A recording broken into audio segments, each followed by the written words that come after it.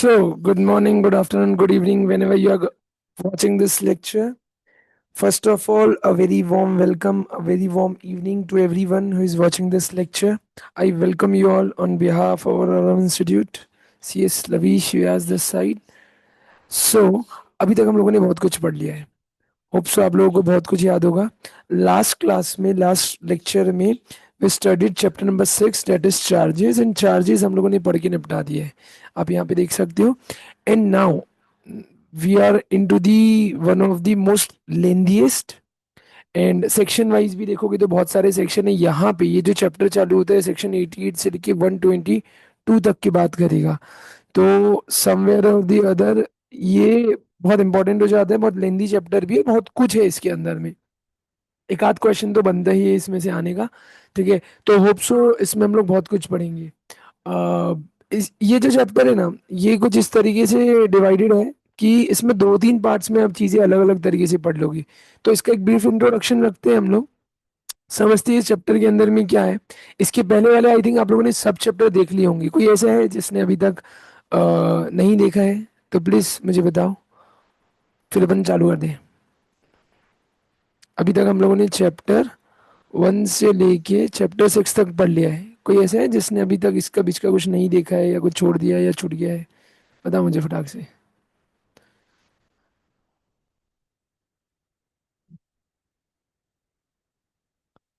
Okay, चलो. तो अभी हम लोग आगे बढ़ते हैं. ठीक है, लेट्स स्टार्ट. सबसे पहले चैप्टर का नाम कैसे, chapter number 7, management and administration. ये जो सेक्शन है मैंने बताया 88 से 122 तक कवर करता है. जो सेक्शन है हमारे मेजर पार्ट है हमारे सिलेबस का.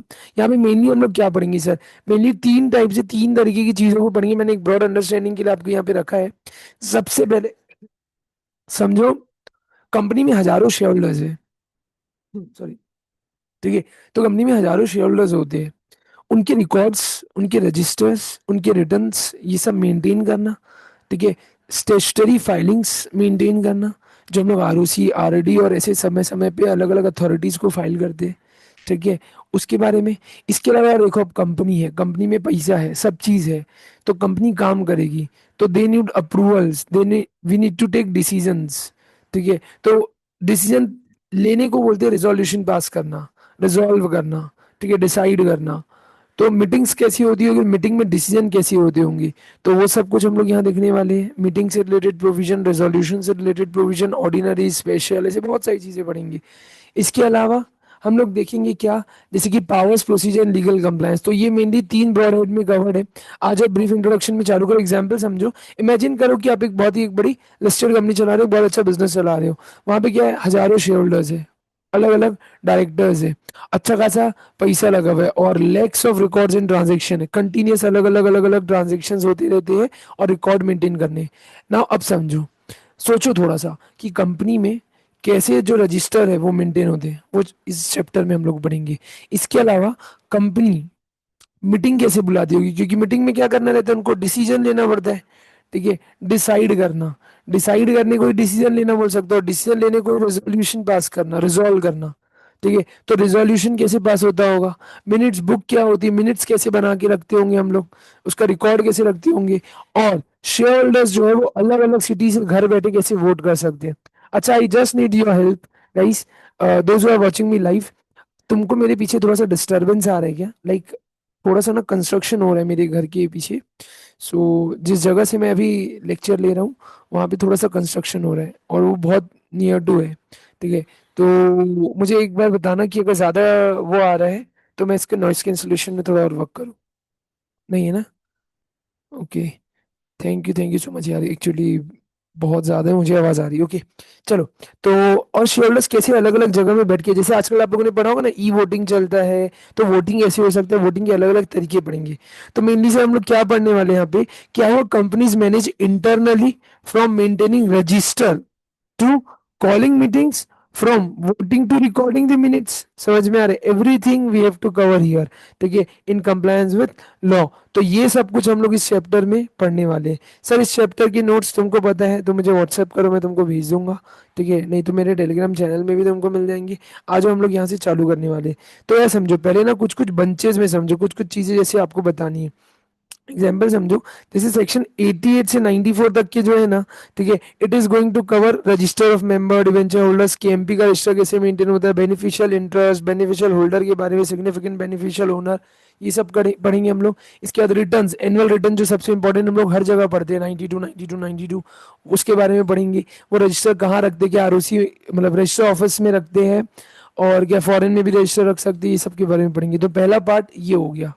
फिर सेकंड पार्ट मीटिंग्स के बारे में पढ़ेंगे। तो जनरल मीटिंग में दो टाइप की मीटिंग पढ़ोगे, annual general meeting, extra general meeting, कौन ट्रिब्यूनल बुला सकता है क्या, और उससे रिलेटेड एस्पेक्ट्स। अच्छा, मीटिंग बुलाओगे तो उसकी कोई प्रोसीजरल एस्पेक्ट्स होंगे, उसकी जो प्रोसीडिंग्स होगी, कि मीटिंग बुलाने से लेकर मीटिंग एंड करने तक का, उसमें वोटिंग करने तक का एवरीथिंग कवर यहाँ पे होगा। फिर आप वोटिंग के मेथड्स पढ़ोगे इसके अंदर में। अच्छा सर, ये जो बीच के सेक्शन है यहाँ के, वो सब भी है इसमें, लेकिन मैंने एक ब्रॉड हेड में यहाँ पे कवर किया है। फिर मिनट्स और उसकी रिपोर्ट्स के बारे में पढ़ोगे।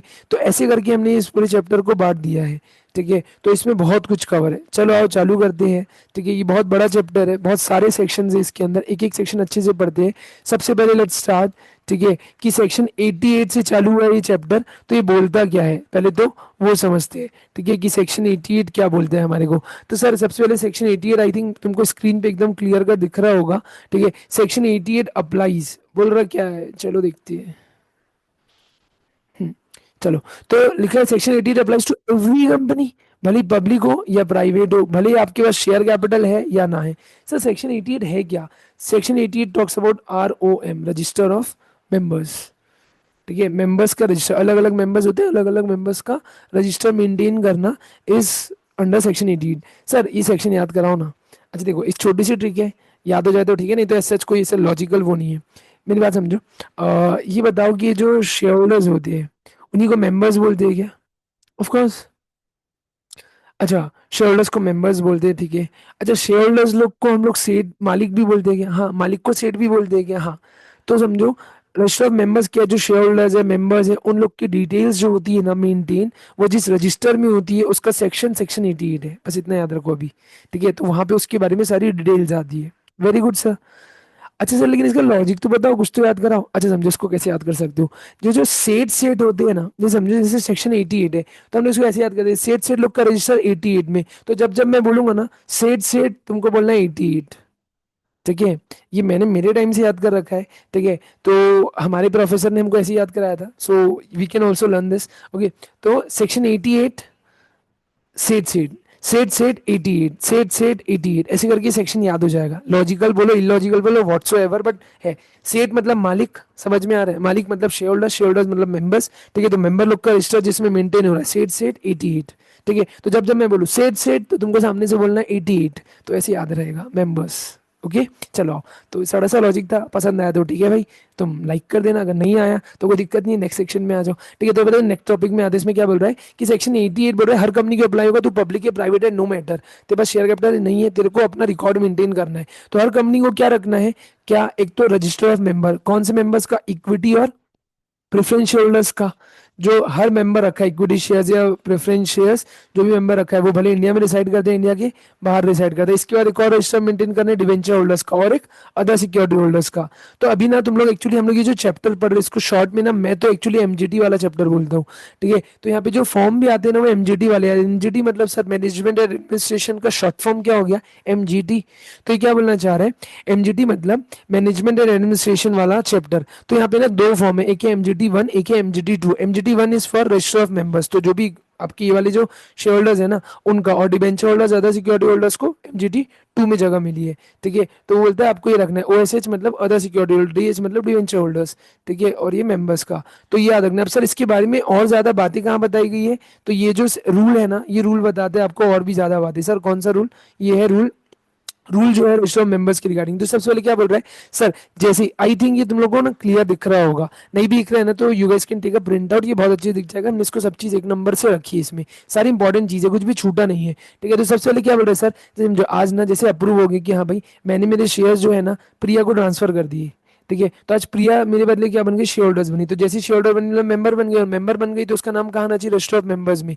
तो बोर्ड ऑफ डायरेक्टर जैसे उसका नाम अप्रूव करते हैं ना, अलॉटमेंट ऑफ शेयर करते हैं, ट्रांसफर ऑफ शेयर करते हैं, उसके 7 दिन के अंदर में क्या हो जानी चाहिए, एंट्री, और वहां पे मिस प्रिया का नाम आ जाना चाहिए। वेरी गुड सर, समझ में आ गया। फिर रजिस्टर ऑफ मेंबर्स जो है वो कहाँ मेंटेन होता है, आरओ, आरओ मतलब रजिस्टर ऑफिस में।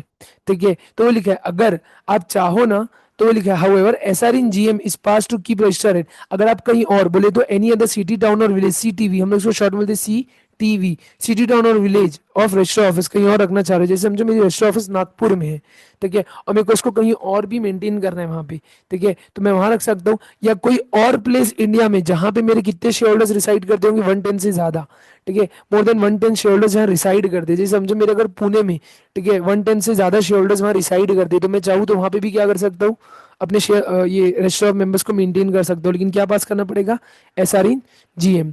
तो लिखा है अच्छा, अगर कोई और सिक्योरिटीज है आर अटैच्ड बाय सेबी या कोई और अथॉरिटी के द्वारा जिसमें डायरेक्शन दिया गया है, तो उसके उस हिसाब से उनका नाम लिखोगे। एग्जाम्पल के तौर पे समझो सेबी ने आपके शेयर्स के ऊपर क्या कर लिया है, डिसगॉर्ज बोलो या ज्यादा अच्छा वर्ड है कि अटैच कर लिया है, ठीक है, तो अगर अटैच कर लिया है तो वहां पे सेबी उसको डील करती है, तो सेबी का नाम वहां आएगा। अगर आपका छिना गया शेयर, समझो लिस्टेड शेयर्स है, तो उसकी जो भी डिटेल्स है रिगार्डिंग प्लेज, चार्ज या लीन, लीन समझते हो ना, कब्जा करना, प्लेज यानी उधार, जब उधारी लेते हो तो गिरवी में रखाते हो, या चार्ज में रखना उसके ऊपर, ठीक है, अगर आपने ऐसा कुछ किया है तो वो भी बता देना, ठीक है, इतना कोई काम का नहीं। इधर आओ, एवरी कंपनी जो लिमिटेड बाय शेयर है वो आरओएम कौन से फॉर्म में मेंटेन करेगी, अभी तो आपने बताया था सर एमजीटी 1 में, इसके अलावा इनमें क्या क्या डिटेल्स आती है वो सब कुछ बता रहे हैं। तो in case of company not having share capital, अब शेयर कैपिटल नहीं है तो register of members regarding each member का कैसे होगा, तो ये सब कुछ डिटेल्स आपको बतानी है, एक बार पढ़ लो तो यार। सर अमाउंट ऑफ गारंटी क्यों लिखा है, अरे क्योंकि गारंटी कंपनी होगी ना, समझ में आ रहा है, ऐसा हम लोगों ने पढ़ा था ना, with share capital, without share capital, guarantee, limited by guarantee, ऐसा ऐसा करके, जो सबसे पहले चैप्टर 1 में पढ़ा था, तो उसके अकॉर्डिंग में ये बोलना चाह रहे हैं। ठीक है, चलो छोड़ो इधर आओ। फिर क्या, अगर इसके बीच में सर कोई चेंज हुआ, क्या है, मैं रजिस्टर ऑफ मेंबर्स में, मतलब मेरे मेंबर के स्टेटस में, कोई डिवेंचर होल्डर के स्टेटस में, या अदर सिक्योरिटी होल्डर्स के उसमें, ठीक है, because of on account of death, insolvency, transfer to share to IPF, I कर देगा, सेक्शन 125 पढ़ेंगे ना, तो वहाँ आएगा ये वाला IPF, investor education protection fund, तो वहाँ पे हम लोग उसके बारे में पढ़ेंगे, अगर वहाँ पे ट्रांसफर हुआ है तो वो भी आप उसके बारे में लिख देना। सर इतना इंपॉर्टेंट था कि नहीं, इंपॉर्टेंट क्या था सर, एक तो ये 7 दिन, देखो मैं तुमको जो मोस्ट इंपॉर्टेंट है वो पहले ही बता दे रहा हूँ, ठीक है, तो मोस्ट इंपॉर्टेंट क्या था सर, ये 7 दिन, 7 दिन हमको याद रखना है, इसके अलावा ये 1/10 वाला पॉइंट अच्छे से याद रखना है, ठीक है, इसके अलावा ये MGT 1 याद रखना है, ठीक है, और MGT 2 भी याद रखना है। MGT 2 किसके लिए, बाकी शेयर होल्डर्स के लिए, MGT 1 for register of members उसके लिए है, इक्विटी प्रेफरेंस वालों के लिए, और बाकी उन लोगों के लिए, ठीक है। तो अब ये क्या बोल रहे हैं sir, next foreign register, foreign register में इंपॉर्टेंट क्या है सर, अगर कंपनी ऑथोराइज्ड है अपने आर्टिकल से, ठीक है, तो वो इंडिया के बाहर भी क्या मेंटेन कर सकती है, अपना फॉरेन रजिस्टर, ठीक है, तो वही लिखा है part of the register under section, under वही सब सेक्शन 1 में आप जो रखोगे उसको ही फॉरेन रजिस्टर बोलेगा, समझो। अब यहाँ पे ना दो इन लोग वर्ड बता देंगे, एक बोलेगा प्रिंसिपल रजिस्टर, एक बोलेगा फॉरेन रजिस्टर्स, ठीक है, तो वही चीज है, प्रिंसिपल रजिस्टर जो इंडिया में आप मेंटेन कर रहे हो, फॉरेन रजिस्टर जो आप बाहर मेंटेन कर रहे हो, ठीक है, तो आप इनके रिगार्डिंग कर सकते हो। आई थिंक अब ये समझ में आ रहा होगा तुम लोगों को। फिर लिखा है फिर लिखा है फॉरेन रजिस्टर्स, तो लिखा है फाइल विद आरओसी, ठीक है। अब ये क्या लिखा है, आपको आरओसी को बताना पड़ेगा। एग्जाम्पल के तौर पे समझो, आज मेरा ना, मैं इंडिया में हूँ, ठीक है, मेरे रजिस्टर ऑफिस एग्जाम्पल के तौर पे मुंबई में है। अब now I want to maintain it in the California, USA में, समझो मैं कैलिफोर्निया एक जगह है, एग्जाम्पल के तौर पे मैं वहां पे मेंटेन करना चाह रहा हूँ, कर सकता हूँ, कैसे कर सकता हूँ, अच्छा मेरे को पता है, मेरे शेयर होल्डर्स को पता होगा, लेकिन आरओसी को तो पता ही नहीं होगा, तो आरओसी को कंपनी फाइल करेगी कितने दिन के अंदर, 30 डेज के अंदर, जहां से आपने क्या ओपन किया है, कहाँ चालू किया है, फोन रजिस्टर चालू किया, आरओसी को बता देना। और कौन से फॉर्म में बताओगे, तो 3 में बताओगे, MGT 3 में, फिर फीस, फोकट में तो कोई काम नहीं होता, तो फीस में।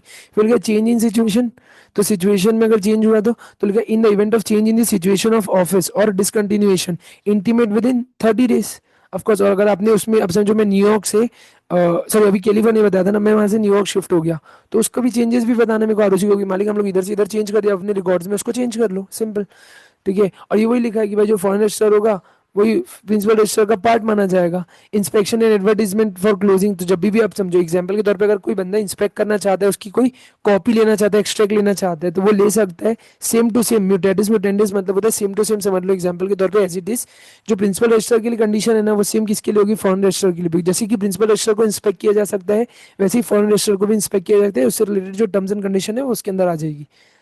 ठीक है। इसके अलावा बोल रहा है कि accepted advertisement before closing of the furniture shall be inserted, shall furniture shall be inserted in at least two newspaper of course.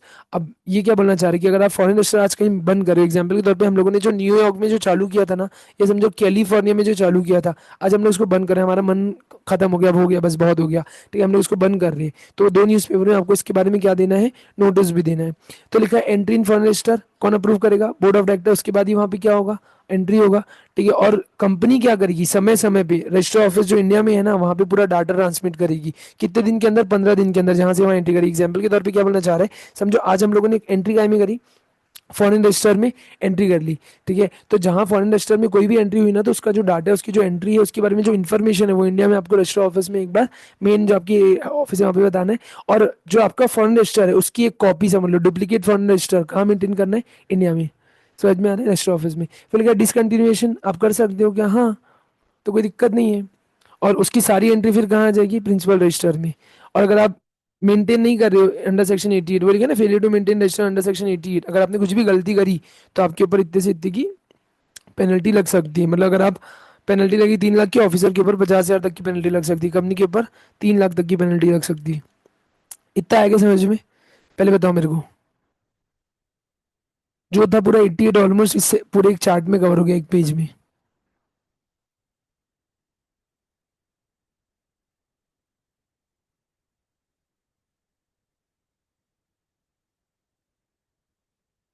जल्दी बोलो। Great great great.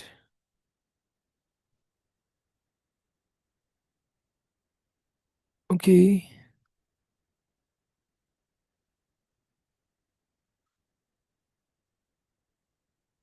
आगे सबको, नेहा को आया, प्रिया भी है अपने पास, ओके, प्राची भी है, दिव्या भी है, ओके। होप सो सबको आ गया होगा, कोई डाउट है तो पूछ लो यारो। ठीक है, इंस्टीट्यूट के फेवरेट हो जाते कभी कभी ये topic. Generally we don't think this as important, कई कई बार ऐसा होता है ना, स्टूडेंट्स ऐसे सोचते हैं कि यार केवल मीटिंग वाली चैप्टर इंपॉर्टेंट है, कोरम प्रॉक्सी इंपॉर्टेंट है, नोटिस इंपॉर्टेंट है, चलो इसी को रट लेते हैं, वी गो। नहीं ब्रो, वो लोग इस पे भी पूछ सकते हैं। मैं तो कितने टाइम से ना ये 89 वगैरह पे लगा के बैठा हूँ, बैठ की आएगा आएगा। ठीक है, तो देखिए ना, दिस ऑल्सो बेनिफिशियल होना, सिग्निफिकेंट बेनिफिशियल होना ना, ये सब कुछ ऑल्सो। ठीक है, चलो आगे बढ़ते हैं, होप सो सबको समझ में आ गया है। देखिए, नेक्स्ट स्टार्ट करते हैं हम लोग सेक्शन नंबर 89। 89 क्या बोलते हैं sir, declaration respect of the beneficial interest in any shares. अब ये क्या बोल रहे हैं, समझना अच्छे से। अ, ऐसा हुआ ना कि कभी कभी क्या होता है, दो टाइप के शेयर समझ लो, दो टाइप के लोग समझ लो। जैसे ना, मेरा नाम ना मिस्टर एलवी, ठीक है, मिस्टर एलवी जो है ना, ठीक है, वो एक बंदे हैं, और एक मिस प्रिया है, ठीक है, ये एक है। अब मिस प्रिया के पास बहुत पैसा है, समझो एग्जाम्पल के तौर पे, ठीक है, तो मिस प्रिया जो है ना, एक सेकंड रुकना।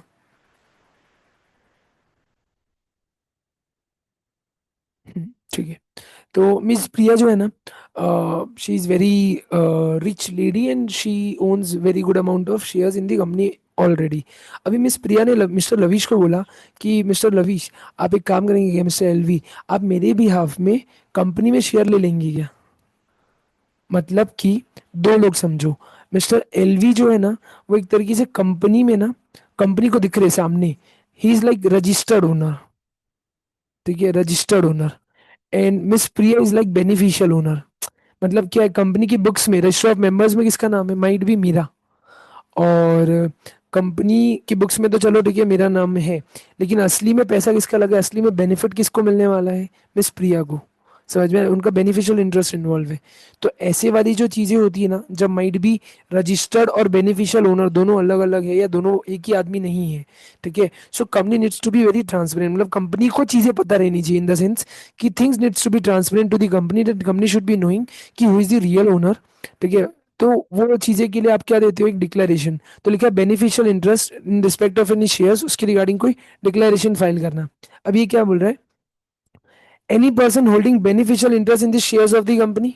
सबसे पहले यहां से चालू करो, members not holding beneficial interest in the shares of the company. Example समझो, मिस्टर एलवी, लविश व्यास, ठीक है, ये जो है ना, ये कंपनी के केवल क्या है, रजिस्टर्ड शेयर होल्डर है। मतलब कंपनी की बुक्स में उनका नाम है, लेकिन अल्टीमेटली जो भी बेनिफिट मिलेगा कंपनी से, वो किसको जाएगा, पैसा किसको लगा हुआ है, मिलेगा किसको बेनिफिट, मिस प्रिया को। तो जब ऐसे दो लोग अलग हैं, यानी कि जो मेंबर है, यानी कि मैं मिस्टर एलवी, वो क्या नहीं है, अभी बेनिफिशियल इंटरेस्ट नहीं रखते कंपनी के शेयर्स में, उनका बेनिफिट इन्वॉल्व नहीं, कंपनी का अच्छे बुरे में उनका अच्छा बुरा शायद नहीं है, एग्जाम्पल के तौर पे हिंदी में, ठीक है। या ऐसा है कि कोई एनी पर्सन जो बेनिफिशियल होल्डर रखता है शेयर्स कंपनी में, लेकिन माइट भी वो रजिस्टर्ड होल्डर नहीं है, तो इन दोनों के बारे में डिक्लेरेशन देना है। मतलब एग्जाम्पल के तौर पे मिस्टर एलवी और मिस प्रिया, इन दोनों को कंपनी को बताना है कि मालिक, ए कंपनी मालिक, हम लोग ना ऐसा अलग अलग है कि मैं रजिस्टर होल्डर हूँ, ये बेनिफिशियल होल्डर है, ठीक है। यहाँ हम दोनों के बीच में कोई ऐसा वो है कि मेरा नाम बस है, काम इसका हो रहा है, ठीक है। तो और इसके बीच में अगर कोई चेंजेस भी हुआ है, जैसे कि समझो अभी तक मिस्टर एलवी मिस प्रिया के बिहाफ में लगते थे, मिस्टर एलवी छोड़ दिए तो कोई और है, समझो मिस मेहा आ गई, ठीक है, जो मिस प्रिया के बिहाफ में अब रख रही, तो कोई चेंजेस भी अगर हुआ है, ठीक है, तो वो भी डिक्लेरेशन देना। डिक्लेरेशन मतलब इन्फॉर्म करना है, you need to inform company.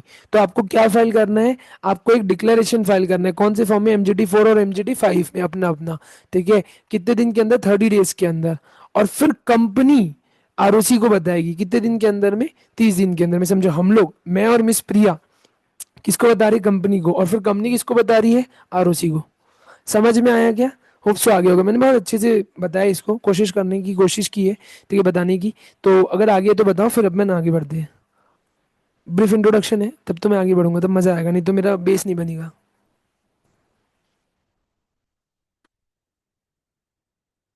Great. Everyone. Okay.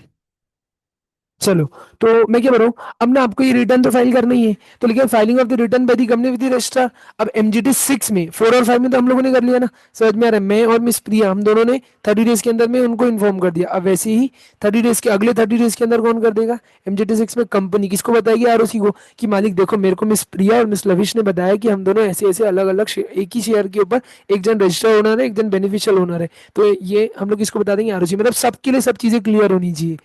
और अगर डिक्लेरेशन नहीं दिया रिगार्डिंग बेनिफिशियल ओनर, मिस प्रिया ने बताया ही नहीं कि यार मिस्टर लवीज जो है ना, मेरे बिहाफ में शेयर्स होल्ड करते हैं, तो कोई भी राइट लिखा है ना, then any right with respect to such share shall not be enforceable by him. अब समझो क्या होता है, शेयर्स के ऊपर बहुत सारे राइट्स मिलते हैं, यस राइट्स ऑफ शेयर बहुत सारे ना, वोटिंग राइट से लेके, डिविडेंड राइट से लेके, बोनस शेयर से लेके, बायबैक से लेके, कितने हजारों टाइप के राइट्स मिलते हैं। तो वो राइट्स आपके क्या कर ली जाएंगे, छीन लिए जाएंगे, मतलब वो क्या नहीं रहेंगे, एनफोर्सेबल नहीं रहेंगे। इसका मतलब क्या है बेटा, मैंने जब शांति से इज्जत से पूछा था, तूने बताया क्या, तूने नहीं बताया ना, तो अब तू भुगत, you bear now. Notwithstanding this section company में पे डिविडेंड टू मेंबर्स। समझ में आ रहा है, तो सेक्शन में जो भी लिखा है, कंपनी उसके अकॉर्डिंग ध्यान में रखते हुए डिविडेंड तो देगी, लेकिन वो जब जैसे भी डिसाइडेड रहेगा और उसके अकॉर्डिंग। समझ में आ रहा है, वो सब चीज लिखी। और अगर आपने डिक्लेरेशन नहीं दी, किसने, कंपनी को नहीं बताया, ठीक है, और कंपनी अगर आरओसी को नहीं बताई, तो ये और ये फाइन और पेनल्टी है। और क्या बोला, सेक्शन 89 किसको एप्लीकेबल नहीं, गवर्नमेंट कंपनी को। समझ में आ रहा है, तो गवर्नमेंट कंपनी को यहाँ से एग्जाम कर दिया गया, उनको ये डिक्लेरेशन नहीं देनी, क्योंकि अगर तुमको थोड़ा सा लॉजिक पता होगा, तो गवर्नमेंट कंपनी में तो अल्टीमेटली जो शेयर होल्डर्स होते हैं, प्रेसिडेंट और सेंट्रल गवर्नमेंट के, या स्टेट गवर्नमेंट और गवर्नर के सेंस में होता है, ठीक है। और वहाँ पे तो मतलब सीन ही क्लियर होता है, तो उनके ऊपर तो ये सब चीज़ें रेगुलेट करने की जरूरत ही नहीं है।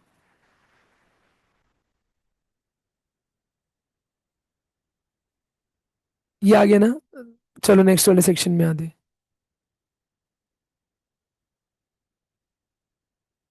अब सर ये क्या बोल रहा है, तो आ जाओ सेक्शन 90 क्या बोलता है। Section 90 talks about register of significant beneficial owner in a company. इसको शॉर्ट में ना लोग SBO भी बोलते हैं, तो अपन भी बोलेंगे एसबीओ वाला कॉन्सेप्ट। तो ये क्या है सर, सिग्निफिकेंट बेनिफिशियल ओनर, तो पहले समझो SBO होता क्या है। तो बोलना चाह रहे हैं भाई, हर वो इंडिविजुअल या तो जो खुद से या लोगों के साथ मिल के, ठीक है, थ्रू वन और मोर अदर पर्सन या अदर ट्रस्ट या पर्सन रेसिडेंट इन इंडिया और आउटसाइड इंडिया, जो भी है, समझ में आ रहा है, कंपनी में मैं अकेला या मैं बहुत सारे लोगों के साथ मिलके कितना रख रहा हूँ, यहाँ पे 25% लिखा है, लेकिन तुम इसको 10% याद रखना। समझ में आ रहा है, तो अगर मैं किसी कंपनी में कितना परसेंट रखता हूँ, 10% तक का, ऐसा कोई परसेंटेज लिखा है ना, अदर परसेंटेजेस में भी प्रिस्क्राइब, तो ये समझ लो 10% है। तो अगर मैं 10% किसी कंपनी का रखता हूँ अकेले या मिल बैठ के, तो मैं उस कंपनी के लिए क्या हो गया, एक बड़ा सा शेयर होल्डर। उसी शेयर होल्डर्स को क्या बोला, सिग्निफिकेंट। सिग्निफिकेंट का बेसिक मतलब पता होगा ना, इंपॉर्टेंट समझ लो, बड़ा भारी, कुछ खास, तो मैं कुछ खास शेयर होल्डर हूँ भाई, किसी कंपनी में 10% का स्टेक रखना इज नॉट अ मस्ती मजाक। ठीक है, तो वही चीज लिखा है, शेयर या राइट जो है कंपनी के, उतना अगर आप कवर करते हो, कंट्रोल करते हो, आपका कंपनी में क्या होगा, एक तरीके से सिग्निफिकेंट इन्फ्लुएंस, तो आप इसके अंदर कवर हो जाते हो। अब रूल्स क्या बताता है, तो देखो रूल्स में कितनी पावर बता दी गई है, 10%। That is why I made you write here कि आप इसको क्या मान के चलना अभी। ठीक है, 10%, मतलब भले यहाँ एक्ट में 25 लिखा है, बट दैट सेड कि एज प्रिस्क्राइब्ड, और अभी कितना प्रिस्क्राइब्ड है रूल्स में, 25%, sorry 10%। So what you have to remember, 10%। तुमको एग्जाम में क्या लिखना है, 10%। मतलब क्या है सर, ये देखो एक बार पढ़ो, सिंपल सीधा सा अगर मैं पढ़ाऊँ तो बोलना चाह रहा है आप अकेले या मिलके किसी के भी साथ कम से कम कितना रख रहे हो, डायरेक्टली इनडायरेक्टली कंपनी के अंदर 10% ऑफ द टोटल वोटिंग या शेयर्स राइट्स, मतलब शेयर्स के ऊपर या वोटिंग के ऊपर आपका 10% का राइट है। ठीक है, या जो ओवरऑल डिविडेंड डिस्ट्रीब्यूट होता है ना, उसमें से 10% डिविडेंड तो बेटा तेरे ही खाते में जाता है, यानी कि तो कंपनी का उतना कम से कम अच्छा हमेशा डिविडेंड किसके अकॉर्डिंग होता है, पेड अप शेयर कैपिटल, यानी कि आप उतना परसेंटेज रखते हो तो उसके अकॉर्डिंग आपको मिल जाएगा। ठीक है, तो वही चीज लिखी है, और any result in financial through indirect holding alone और टुगेदर विद डायरेक्ट होल्डिंग, मतलब कहीं से भी रखो, डायरेक्टली इनडायरेक्टली सब चीज ऑलमोस्ट इसको कवर किया है। ये आप कंपनी में क्या रख रहे हो, कोई सिग्निफिकेंट इन्फ्लुएंस या कोई और मैनर से आप क्या कर रहे हो, any other than direct holding. अगर आप डायरेक्ट होल्डिंग तो उससे पता ही चलती, इनडायरेक्ट होल्डिंग भी अगर कुछ है जिससे हमको पता चल रहा है कि समवे और दी अदर आप इतना परसेंटेज, इतना अच्छा खासा इन्फ्लुएंस रखते हो मेरी कंपनी के ऊपर, so you are an SBO. And if in case you are an SBO you have to make an declaration. ठीक है, you have to make a declaration कि ऐसा ऐसा ऐसा ऐसा है। तो लिखा if an individual does not hold any indirect right और entitlement as mention above he will not be considered SBO. तो अगर आप कोई बस कोई राइट या एंटाइटलमेंट नहीं है, एंटाइटल कोई बेनिफिट नहीं रिसीव कर रहे हो अगर आप, ठीक है, तो आप एसबीओ नहीं हो। सिग्निफिकेंट एलिमेंट्स का मतलब ही क्या है sir, a power to participate directly और इनडायरेक्टली इन द फाइनेंशियल और द ऑपरेटिंग पॉलिसी डिसीजंस, किसमें, जिस रिपोर्टिंग कंपनी का है, बट इज नॉट कंट्रोल और joint control for those policies. Ultimately वही बोल रहा है कि आपका कहीं ना कहीं कंपनी में कंट्रोल है, बस इतना समझ लो। अगर इतना आया तो हम आगे बढ़ रहे हैं। ठीक है, अभी एक और वर्ड इन्होंने यूज किया है, इसको भी मैं बता ही देता हूँ। एक पहले तो ये पढ़ लो यार, ये कुछ नहीं है, इसको पढ़ो मेजोरिटिस्टिक को, आई थिंक ये तुमको समझ में आ जाएगा, कुछ है नहीं इसमें, फटाक से पढ़ो सब लोग।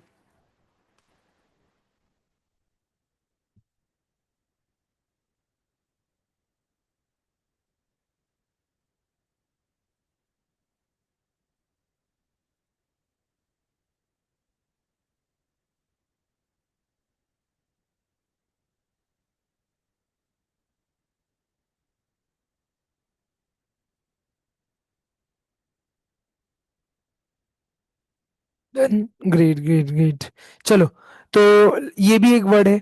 डायरेक्ट शेयर होल्डिंग क्या होता है, इनडायरेक्ट शेयर होल्डिंग क्या होता है, होप सो यार ये तो तुम लोग पढ़ लोगे, डायरेक्ट और इनडायरेक्ट क्या होता है, आप खुद से ले रहे हो या कहीं और किसी और के थ्रू ले रहे हो, तो इसमें मैं नहीं जा रहा, मैं डायरेक्टली इधर आ रहा हूँ, मेन जो उसके रूल्स है और उसकी जो कंटेंट है उसमें आ रहा हूँ। तो ये क्या बोलता है, हर एसबीओ, समझो आज तुम और मैं क्या हो गए, एसबी हो गए, सिग्निफिकेंट बेनिफिशियल ओनर हो गए, यानी कंपनी में उतना इंटरेस्ट रख रहे हैं हम लोग, तो हमको कौन सा फॉर्म फाइलिंग करना है, बेन वन। सर क्या ये कोई गाली है, नहीं भाई ये कोई गाली नहीं है, बेन वन बेनिफिशियल जो शेयर होल्डिंग होती है ना उसका शॉर्ट फॉर्म है, समझो बेन। ठीक है, तो वो लिखा है बेन वन।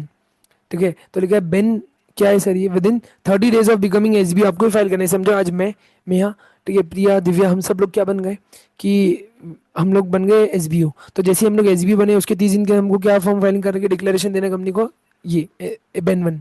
ठीक है, तो लिखा अब कंपनी इसका क्या मेंटेन करेगी, एक रजिस्टर, और अगर उसमें कोई भी चेंजेस हुए तो आपको इसमें बताना है।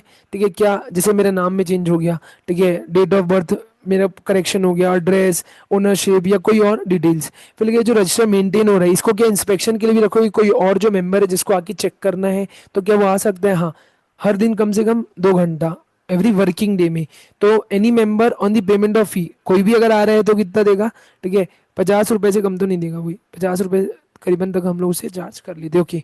फिर लिखा रिटर्न ऑफ एसबीओ, तो क्या लिखा है sir, every company shall file return of SBO. Sir ये रिटर्न क्या है, मतलब जैसे एसबीओ ने हमको बताया था हम भी उसको वापस बताएंगे, नहीं भाई, अब हम लोग रिटर्न हमेशा किसको फाइल करते हैं, क्या नाम से अपना आरओसी वगैरह को। तो लिखा है कंपनी फाइल करेगी क्या, रिटर्न ऑफ एसबीओ, है ना, कंपनी के रिगार्डिंग, और जो भी चेंजेस हुए किस फॉर्म में, बेन टू में, किसके पास, रजिस्ट्रार के पास, क्या क्या बताएगी, नाम, एड्रेस, अदर प्रिस्क्राइब डिटेल, कितने दिन के अंदर, 30 days के अंदर, जहां से मैंने क्या फाइल किया, बेन वन। एग्जाम्पल की समझो, समझो प्रिया ने बेन वन फाइल किया, जहां से, तो जहां से उनको रिसीव हुआ कंपनी को, वहां से 30 दिन के अंदर कंपनी को क्या फाइल करके आरओसी को बता देना है कि मालिक देखो हमारे पास ये मिस प्रिया ने हमको अपने अपने बारे में ये बताया, तो you also note in your records. तो क्या हर कंपनी नेसेसरी स्टेप्स लेगी, इंपॉर्टेंट है ये, जिससे कि वो आइडेंटिफाई कर पाए कि कौन से इंडिविजुअल है जो खुद एसबीओ है और वो चाहती है। जैसे कि एग्जाम्पल के तौर पर समझो, मेरे को लग रहा है ये जो मिस दिव्या है ना, ठीक है, she somewhere the other SBO, या इनको पता है कि कौन एसबीओ है, ठीक है। तो मैं इनको रिक्वेस्ट करूंगा सर क्या नेक्स्ट पॉइंट बताओ, नहीं देखो,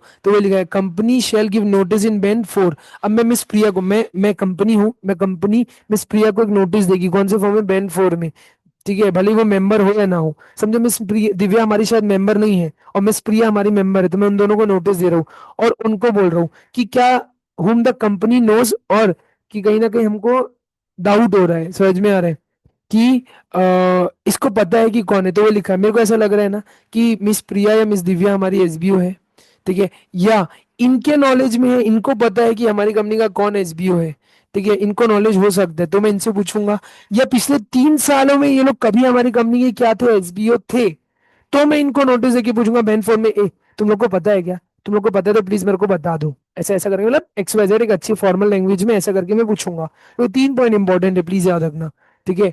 तो ये चीज बोलिए कि मैं इनको नोटिस इशू करूंगा और पूछूंगा, who is not registered SBO with the company, जो अभी तक एसबीओ के तौर पर रजिस्टर्ड नहीं है, ठीक है। अब तुम लोग को इन्फॉर्मेशन देनी है 30 दिन के अंदर में, है ना। अब कंपनी क्या करेगी, अगर समझा तो तुम्हारे से इन्फॉर्मेशन नहीं मिली, या जो इन्फॉर्मेशन मिली ना वो सेटिस्फैक्ट्री नहीं थी, तो लिखा है कंपनी किसके पास जाएगी, ट्रिब्यूनल के पास। तो लिखा है जहां पे जो पर्सन है वो इन्फॉर्मेशन देने से चूक गया with in the time period, तो जो भी इन्फॉर्मेशन ये आपको सेटिस्फैक्ट्री नहीं लगी, तो आप किसके पास जाओगे, ट्रिब्यूनल के पास, कितने दिन के अंदर, 15 दिन के अंदर में, ठीक है। और ट्रिब्यूनल को क्या बोलोगे, देखो यार देखो ये मेरे को ना सही से इन्फॉर्मेशन नहीं दे रहा है, ये इसको पता है फिर भी ये मेरे से झूठ बोल रहा है, मेरे को इन्फॉर्म नहीं कर रहा है, एक्सवाइजेड जो भी आपके इश्यूज है आप बताओगे ट्रिब्यूनल को, फिर ट्रिब्यूनल अपना डंडा चलाएगी, ठीक है। और वो क्या कर सकती है, जो भी राइट्स अटैच है ना, समझो एग्जांपल के तौर पे मिस प्रिया हमको बताई नहीं, तो हम लोग किसके पास गए, ट्रिब्यूनल के पास गए। अब ट्रिब्यूनल क्या करेगी, ट्रिब्यूनल इसको धमकी देगी, मिस प्रिया अगर आप हमको नहीं बताओगे तो आपके इसके ऊपर क्या लगा देंगे हम लोग, रेस्ट्रिक्शंस, कि आप ट्रांसफर नहीं कर सकते, जो भी एक्सवाइजेड, या आपके राइट्स को क्या कर देंगे, सस्पेंड, या कोई और मैटर जो उनको सही लग रहा है। लेकिन कोई भी काम करने से पहले हमेशा आपको क्या दिया जाता है, opportunity of being heard, OOBH, यानी कि अपॉर्चुनिटी ऑफ बिंग हर्ड। क्या तुमको पता है ये क्या होता है, opportunity of being heard? Foundation में आई थिंक पढ़ा होगा।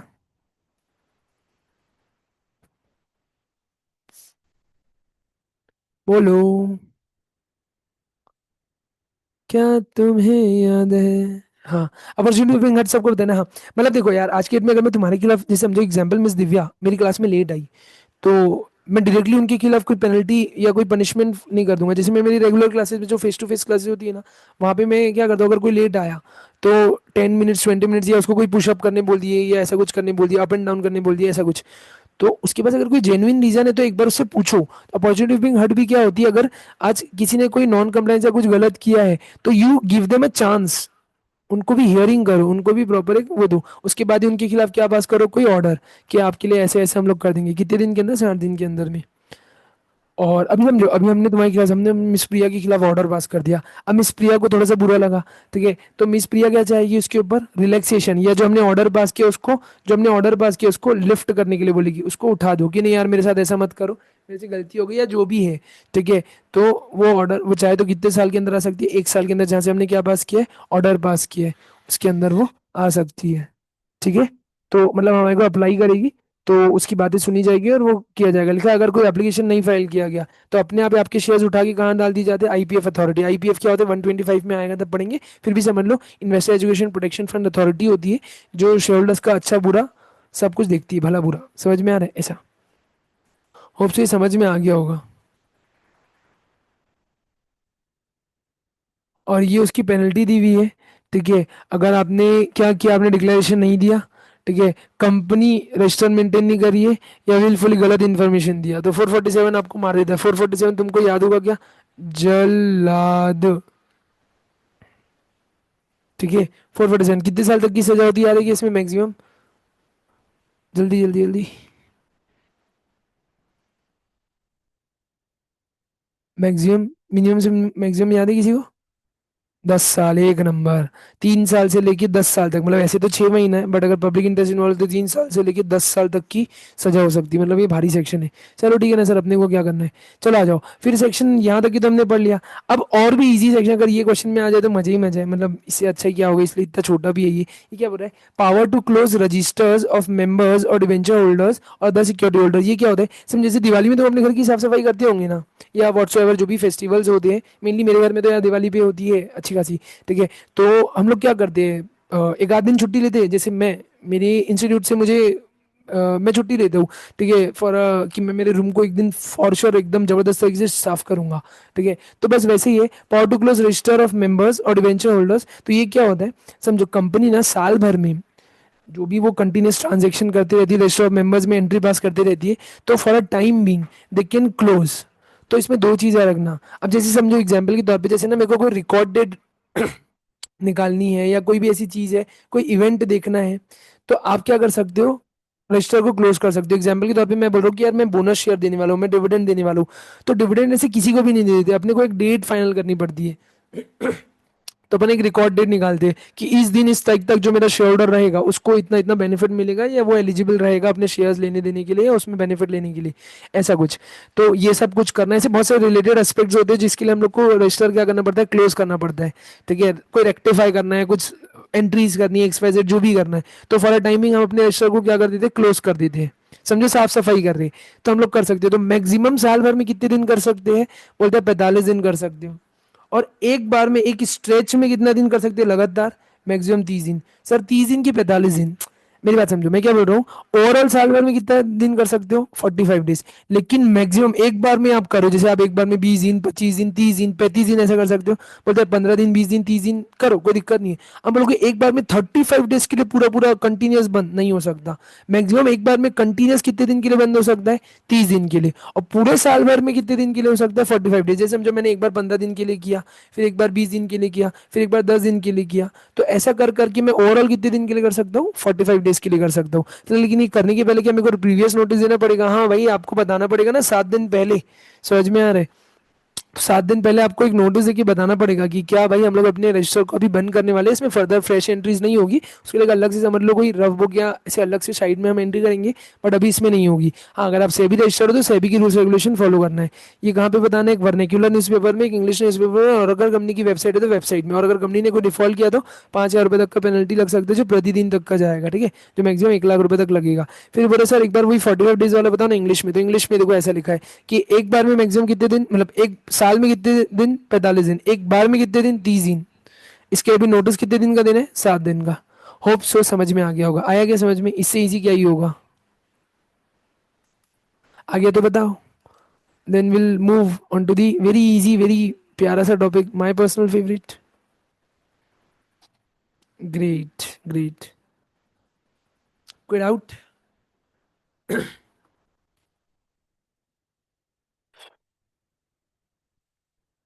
अच्छा, हम लोगों ने ना एक पार्ट कवर कर लिया, मतलब जो ये वाला था ना आखिरी, एक रिटर्न्स का है, रिकॉर्ड और रजिस्टर वाला ऑलमोस्ट पार्ट कवर हो गया है।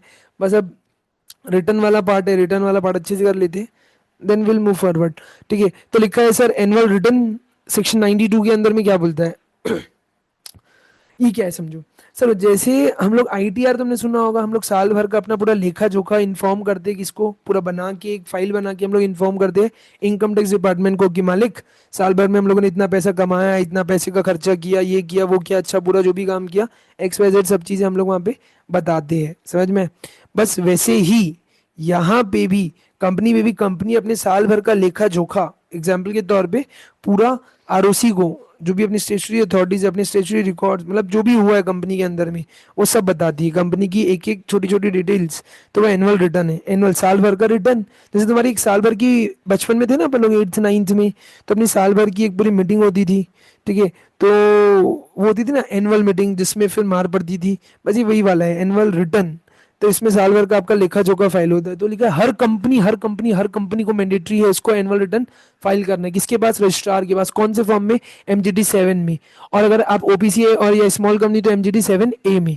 वापस, अगर एमजीटी क्या है सर, मैं बताया पहले ही, ठीक है। तो एमजीटी 7 या 7 ए दो फॉर्म है। अगर आप ओपीसी है स्मॉल कंपनी तो कौन से में करना है? 7 ए में। और नॉर्मल कंपनी तो एमजीटी 7 में। कंटेंट्स क्या होगा सर एनुअल रिटर्न का? तो ये सारे कंटेंट्स होंगे, ये एकदम ईजी है। एग्जाम्पल के तौर पे रजिस्टर ऑफिस की डिटेल, प्रिंसिपल बिजनेस एक्टिविटी, मेरा मेन धंधा क्या है, मेरे share debenture other security holders की सिक्योरिटीज की डिटेल, मेंबर्स डिवेंचर होल्डर्स के बारे में, ठीक है। साल भर में कोई चेंजेस हुए थे, प्रमोटर्स एक्टर्स केएमपी के बारे में, नंबर ऑफ मीटिंग कितनी करी, नंबर ऑफ बोर्ड मीटिंग कितनी करी, रेमुनरेशन ऑफ डायरेक्टर और केएमपी, ये सब ना मैं मेरी जो मेन रेगुलर बैच होती है ना यार, उसमें ना प्रॉपर एक हम लोग जैसे अभी लास्ट टाइम हम लोगों ने किसका देखा था, हम लोगों ने पल्सर ये सॉरी बजाज ग्रुप का देखा था, ठीक है। हमने एक नंबर उनकी एनुअल रिपोर्ट पढ़ी थी, ये वाला पूरा एनुअल रिटर्न के साथ साथ। तो मज़ा ही आ गया था बोर्ड रिपोर्ट के साथ साथ उसको देख के। बस वैसे ही ये भी है, ठीक है। ये फॉर्म फाइलिंग होता है प्रॉपर, ठीक है। तो ये लिखा है penalty impose on the company directors officers and details thereof, साल भर में कि आपके ऊपर कोई वो हुआ है, मतलब समझो आपने अपना कर्म और अपना कांड दोनों बता दो। कांड कैसे लिखते हैं यार, ये भाई कैसे लिखते हैं कांड, मेरे को नहीं पता ना। देख लेना यार कांड हिंदी में कैसे लिखते हैं। मेरा हिंदी थोड़ा सा वीक हो गया जब से मैंने 12th छोड़ा है ना, तो मेरा हिंदी वीक हो गया है, ठीक है। ये कुछ गलत लिखा गया होगा तो आई डोंट नो, ठीक है। तो कर्म और कांड दोनों, कर्म तो मेरे को पता है क्या है, अपन कर्म करते हैं। कांड तो यार अब ठीक है, चलो। तो लिखा है certification of compliances and foreign institution investor FIIs वगैरह की डिटेल, ये सब कुछ बेसिक है। इसके अंदर बहुत सारे पॉइंट्स कवर हो सकते हैं बट अपन ने केवल बेसिक्स पॉइंट कवर करे। फिर क्या सर इसकी साइनिंग, क्वेश्चन कहाँ पे आता है सर सबसे ज्यादा अभी तक? अगर तुम मॉड्यूल में क्वेश्चन देखोगे, मतलब अपने क्वेश्चन बैंक वगैरह में क्वेश्चन देखोगे, तो you will find the questions on the annual return की साइनिंग। सबसे पहले समझो, अदर कंपनी है, नॉर्मल कंपनी है, तो डायरेक्टर और सीएस, या अगर सीएस नहीं कंपनी में तो सीएस इन प्रैक्टिस, ठीक है। इसके अलावा अगर ओपीसी स्मॉल कंपनी तो सीएस अगर कंपनी में है तो वो, नहीं है तो केवल एक डायरेक्टर भी साइन कर देगा तो it will be more than sufficient. यहाँ तक तो सर सही है। इंपॉर्टेंट एक चीज है सीएस इन प्रैक्टिस, सर अभी तो यहाँ आया ना सीएस, ये अलग है। ये सीएस इन एम्प्लॉयमेंट की बात कर रहे हैं, जो आपकी कंपनी में as a CS as a secretary जो काम कर रहा है। ये इंडिपेंडेंट सीएस इन प्रैक्टिस की बात हो रही है, ये बड़ी कंपनी के ऊपर लगता है, हर कंपनी के ऊपर नहीं लगता है। सर ये है क्या, समझो। अभी आपने ये जो एनुअल रिटर्न में ये सारे जो कंटेंट्स आपने बताए ना, आपने सही में ट्रू एंड फेयर दिया है कि नहीं दिया। अब आरओसी उसको अलग से चेक नहीं करेगा। तो आरओसी ने ये काम किसको दे दिया है? सीएस इन प्रैक्टिस को, कि bro CS in practice what you have to do, कि ये जो कंपनी बता रहे हैं एग्जांपल के तौर पे रिलायंस इंडस्ट्रीज लिमिटेड, ठीक है, उन्होंने ये जो कंटेंट्स बताए अपने एमजीटी 7 या 7 ए में, तो तू इसको चेक कर, वेरीफाई कर और मेरे को बता कि सही है कि नहीं। तो तू इसके ऊपर अपना क्या दे, एक सर्टिफिकेशन दे, मतलब तू अपने एक साइन करके दे, अपने एक ऑथेंटिकेट करके दे कि ब्रो ये जो आरआईएल लिमिटेड, जो रिलायंस इंडस्ट्रीज लिमिटेड जो मेरे को बता रही है ना डाटा एमजीटी 7 या 7 के ए के फॉर्म में, सही है कि नहीं है, तो उसको एक बार सर्टिफाई करके दे। तूने सर्टिफाई कर दिया, मैं उसको अप्रूव कर दूंगी। इस टाइप का इतना फेथ हमारे ऊपर रखा जाता है सीए सीएस सीएमएस के ऊपर में, ठीक है। तो चलो आगे बढ़ते हैं। ये बड़ी कंपनी में लगता है, अभी तक देखो इन्होंने रिसेंट में क्वेश्चन नहीं दिया है, मैं बहुत टाइम से इसके ऊपर भी क्वेश्चन आ सकता है, अभी आ सकता है क्वेश्चन, प्लीज याद रखना, ठीक है। ये लिमिट के ऊपर क्वेश्चन हो गया ना, ये लिमिट याद करनी पड़ेगी। तो बड़ा ऐसी कंपनी जिसका पेड अप कैपिटल 10 करोड़ से ज्यादा है, और या तो टर्न ओवर 50 करोड़ से ज्यादा है, या वो कंपनी क्या है, लिस्टेड कंपनी, कोई भी कंडीशन फुलफिल हुई तो उनको सीएस इन प्रैक्टिस से क्या कराना पड़ेगा, अपनी एमजीटी 7 को सर्टिफाई। कौन से फॉर्म में? एमजीटी 8 में। मतलब एक एमजी 8 में वो अपनी एक रिपोर्ट बना के देगा, एक अलग से एक फॉर्म इन फॉर्मेट होता है, ठीक है। तो उसमें वो प्रॉपरली सील साइन करके देता है और बताता है कि भाई ये सारा कुछ सही से मेंटेन हुआ है कि नहीं, सब सही है कि नहीं। ऑडिट रिपोर्ट, ठीक है ना, स्टेटिंग इन दी report is true and fair, वही। फिर लिखा है place a copy of annual return on its website. Of course ये जो आपका है ना एनुअल रिटर्न की कॉपी है ना, और यही सेम चीज आप बोर्ड रिपोर्ट में बताओगे कि आपने आरओसी को फाइल किया। अब इंपॉर्टेंट चीज क्या हो जाता है, कितने दिन में फाइल करना है सर? एक देखो, अभी तुमने फॉर्म याद किया था ना एमजीटी 7, याद कर लो। तो एमजीटी 7 कितने दिन में करना है? 60 डेज फ्रॉम दी एजीएम का कंक्लूजन। जहां से आपकी एजीएम हुई उसके 7 दिन के अंदर आपको कौन सा फॉर्म फाइलिंग करना पड़ता है? ये एमजीटी 7 या 7 ही। अच्छा सर मेरी एजीएम ही नहीं हुई, तो जहां से हो जानी चाहिए थी, जो ड्यू डेट थी ना, वहां से 7 दिन के अंदर कर देना। मतलब फॉर्म तो फाइलिंग करना है मेरे को, आप हिसाब किताब दो, आप उसे पीछे मत हटो, ठीक है। तो आप मेरे को पूरा लेखा जोखा दो। तो 60 दिन जहां से हुई, और सर हुई नहीं तो जहां से हो जानी चाहिए थी, तो वहां से आप मेरे को दो। अच्छा सर अगर कंपनी से भूल चूक हो गई, मिस्टेक हो गई तो पेनल्टी लगेगी भाई, कितना? ठीक है, 10,000 रुपया और 100 रुपए प्रतिदिन, जो मैक्सिमम कितने तक जाएगा? 2 लाख। ऑफिसर इन डिफॉल्ट 10,000 रुपये और 100 रुपये प्रतिदिन, जो मैक्सिमम 50,000 तक जाएगा, कंपनी और ऑफिसर दोनों के लिए। अच्छा सर सीएस इन प्रैक्टिस ने कुछ गलत कर दिया, फर्जीवाड़ा कर दिया, तो बेटा बोलते हैं CS in practice if you did something wrong you have to pay the penalty of up to या अराउंड 2 लाख रुपीज तक की पेनल्टी लगाई जा सकती है मैक्सिमम। आएगा समझ में? तो ये पूरा एनुअल रिटर्न के बारे में इन्होंने इतना बताया। ठीक है। अब आया था इधर 94 में। अब सर ये बोलते ये एकदम इजी है, कुछ भी नहीं है। ये बोलते सर आपकी जो भी रजिस्टर रिकॉर्ड रिटर्न्स है वो कहाँ रखते हो? इन जनरल रजिस्टर ऑफिस में। तो वो कहाँ रखोगे और उसका इंस्पेक्शन कौन कर सकते हैं? तो लिखा can also be kept at any place. Generally कहाँ रखते हो? रजिस्टर ऑफिस में। कहीं और रख सकते हो? हाँ रख सकते हैं ना। अदर रजिस्टर ऑफिस अभी तो बताया था जहाँ पे कितने लोग रहते होंगे, more than 1/10 of the total members अगर वहाँ रिसाइड करते हो और आपने क्या पास कर लिया, एसआर इन जीएम, तो आप बिंदास वहाँ रखो, कोई दिक्कत नहीं है। क्या इसको आगे कोई इंस्पेक्ट कर सकता है? हाँ। बोले जो भी कॉपीज है ना रिटर्न्स की वो इंस्पेक्शन के लिए ओपन रखी। किसके लिए? Member, debenture holders, other security holders. कब आ सकते हो लोग? सर बिजनेस डे में, बिजनेस आवर्स में, विदाउट पेमेंट ऑफ फीस। अब इनकी क्या पैसा लेंगे? तो अपनी कंपनी के अंदर के आदमी है, इनसे क्या पैसा लेंगे? इनका तो हक बनता है ना चेक करना, क्योंकि इनको मीटिंग में आकर डिसीजन लेना है, तो दे कैन चेक। है ना। और वो सबसे बेस्ट क्या होता है, अपनी वेबसाइट में डाल दो फ्री ऑफ कॉस्ट, कोई भी आके वहां से चेक कर सकता है। प्रोवाइडेड अगर कोई और पर्सन इंस्पेक्ट करना चाहे तो हम मैक्सिमम उससे कितना ले सकते हैं? 50 रुपए। समझ में आया क्या? होप सो आ गया होगा। इसके अलावा एक सेकेंड रुको।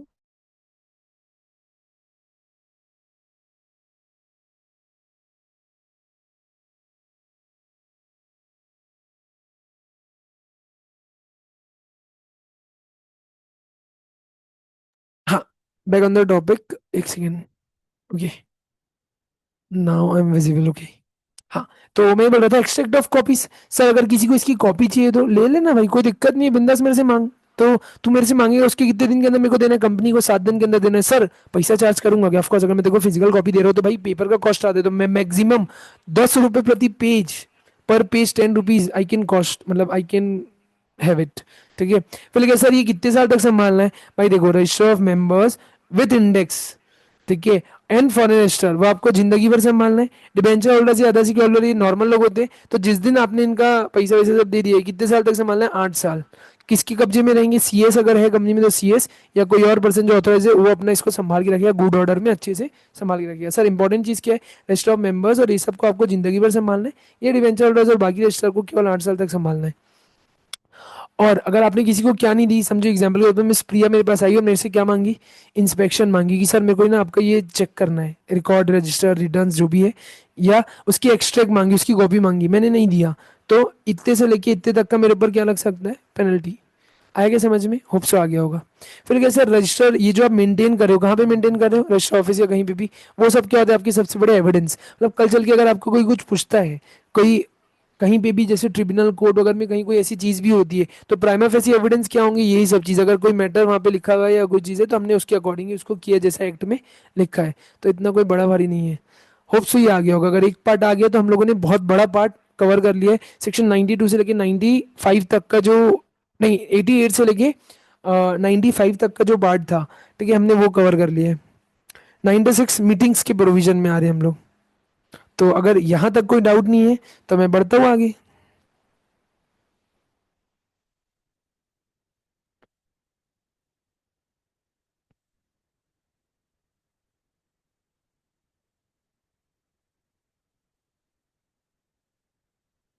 Done. Great great great great great. Okay. ठीक है, चलो। मैं ये बोल रहा था, अब नेक्स्ट मीटिंग में जा रहे हैं हम लोग। देखो मैं तुमको ना पहले सेक्शन याद करा दूँ। देखो सेक्शन 96 से लेके ना 100 तक मीटिंग बुलाने और उसके बारे में बात है। मेरे को एक चीज बताओ, मीटिंग अगर आज मैं बुलाऊंगा, समझो अपन जितने लोग हैं ना अभी ऑनलाइन लाइव, ठीक है, तो इन लोगों की मैं मीटिंग बुला रहा हूँ।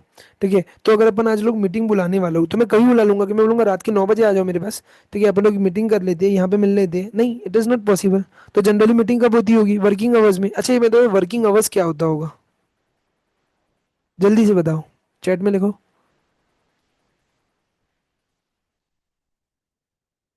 मीटिंग कितने से कितने बजे के बीच में बुला सकते हैं वर्किंग आवर्स में? वर्किंग आवर्स क्या होते हैं सर? हाँ, ठीक है, कहीं 9 से 5, कहीं 9 से 6 होता है, तो अभी अपने को क्या समझना है? 9 से 6। ठीक है, तो सेक्शन 96 इज फॉर 9 से 6। 9 से 6 के बीच में क्या होती है? एजीएम। ठीक है, तो 9 से 6 और 96 ऐसे करके तुम इसको याद कर सकते हो। ठीक है। अच्छा और एक और चीज़ बताओ, अगर कोई क्रिकेट देखता होगा, आई थिंक तुम लोगों के ज़माने में तो अभी तुम लोग विराट कोहली को जानते होंगे, ठीक है, शायद रोहित शर्मा को जानते होंगे, माही भाई को जानते होंगे। ठीक है, माही भाई। तो ये सब लोग वो जानते होंगे। समझो अगर आज विराट कोहली 99 रन बना के आउट हो जाएगा, क्या होगा? या अगर तुम लोगों ने सचिन तेंदुलकर सर का नाम सुना होगा, तो वो क्यों फेमस है पता है? अगर किसी को पता होगा, उन्होंने 100 बार 100 रन मारे हैं। 100 रन को सेंचुरी बोलते हैं। अगर मेनली अगर you guys are interested in cricket, ठीक है, तो we guys as a boys general ये सेंचुरी, ठीक है। तो 100 बार 100 रन मारे उन्होंने, क्या ये बड़ी बात है? क्या एक्स्ट्रॉर्डिनरी बात है? क्या? यस। अच्छा समझो अगर सर सचिन सर ना बहुत बार 95, 96, 97, 98, 99 में भी बहुत बार आउट हुए, तो ठीक है, it is like good, but वो उनके रिकॉर्ड्स में काउंट नहीं होता है। समझ में आ रहा है? तो 100 रन बनाना बड़ी बात है कि यस एक्स्ट्रॉर्डिनरी बात है क्या? हाँ, ऑफ कोर्स। तो 100 में क्या होगा? एक्स्ट्रॉर्डिनरी। तो ईजीएम कहाँ होगी? एक्स्ट्रॉर्डिनरी जनरल मीटिंग, सेक्शन 100 में। तो इसे दो वर्ड्स, दो सेक्शन याद रखना। सेक्शन कोड करने अगर आप श्योर हो ना एग्जाम में, अगर आप श्योर शॉट सेक्शन कोड करते हो ना, तो for very sure you guys can score very very very good marks. Okay, तो section 96 is for AGM, section 100 is for EGM, section 96 for is for AGM, section 100 is for EGM। Extraordinary काम है भाई 100 run बनाना, तो extraordinary general meeting, ठीक है। और 96 9 से 6 के बीच में क्या होती है? एजीएम। तो सेक्शन 96 स्टैंड्स फॉर एजीएम, ठीक है। इसके अलावा सर 97 98 कौन बताएगा? 99 कौन बताएगा? मेरी बात समझो। 96 में तुम एजीएम बुलाओ, वेल एंड गुड। तुम नहीं बुलाओगे, समय पे कुछ दिक्कत हुई, तो ट्रिब्यूनल बुलाएगा 97 में, ठीक है। 100 में तुमने ईजीएम बुलाई, एक्स्ट्रा जनरल मीटिंग, जिस भी तरीके से अलाउड है, दो तीन तरीके से अलाउड है, ठीक है।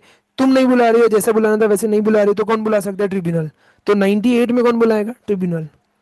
वाओ सर, मतलब 96 और 97 डील्स विद एजीएम। 96 जो कंपनी खुद बुलाती है, और अगर कंपनी कोई भी मिस्टेक करती कुछ भी, तो ट्रिब्यूनल के पास पावर है कि वो खुद 97 में एजीएम बुला सकती है, हाँ। और सर 98 में ईजीएम कौन बुलाएगी? ट्रिब्यूनल। मतलब ट्रिब्यूनल दो 7 और 8 में बुला सकती है। फिर सर 99 क्या है? अच्छा तुम लोगों ने लूडो खेला है क्या कभी? नो सॉरी, लूडो नहीं, सांप सीढ़ी। यार हमारे इधर पे तो यही बोलते हैं, मतलब सांप सीढ़ी, स्नेक्स एंड क्या बोलते हैं, आई डोंट नो, लीडर्स, ठीक है, हाँ आई थिंक खेला होगा, ठीक है। तो उसमें होता है ना, अगर तुम लोग कभी देखे होंगे, तो उसमें ना ऐसे जो रहता है यहाँ पे, ऐसे डब्बे डब्बे डब्बे बने होते हैं, जैसे 99 आता है ना, वहाँ पे एक स्नेक होता है जो तुमको काट देता है और तुम डायरेक्टली नीचे चले जाते हो। तो 99 में कौन बैठा है? ठीक है। अगर तुमने 96 से 100 के बीच में कोई तो भी दिक्कत बाजी करी, कोई तो भी तुमने गलत काम किया, मतलब पेनल्टी है। 99 में क्या है? ट्रिब्यूनल के पास पावर है कि वो तुमको पेल देगा। समझ में आ रहा है? 99 में वो डंडा लेके बैठा है, बेटा तू कोई गलत किया, 96 97 98 ये 100 में कुछ भी गलत किया, तो तेरे को पेल देंगे 99 में। आया क्या समझ में? पक्का आया क्या? बताओ। अरे सर, देखो तो एक बार ये सेक्शंस पढ़ो तो।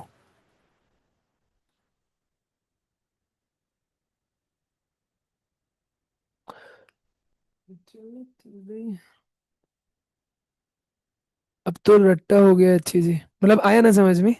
हाँ, मतलब कैसे होगा देखो, 96 में एजीएम, 97 में वी कॉल इट ट्रिब्यूनल बुलाएगी, 98 में भी ट्रिब्यूनल बुलाएगी, 97 में एजीएम बुलाएगी, 98 में ईजीएम बुलाएगी, ठीक है। 99 में अगर तुमने 96 से 98 तक कुछ भी दिक्कत बाजी करी, तो डंडा लेके बैठा है, तुमको पेल देगा।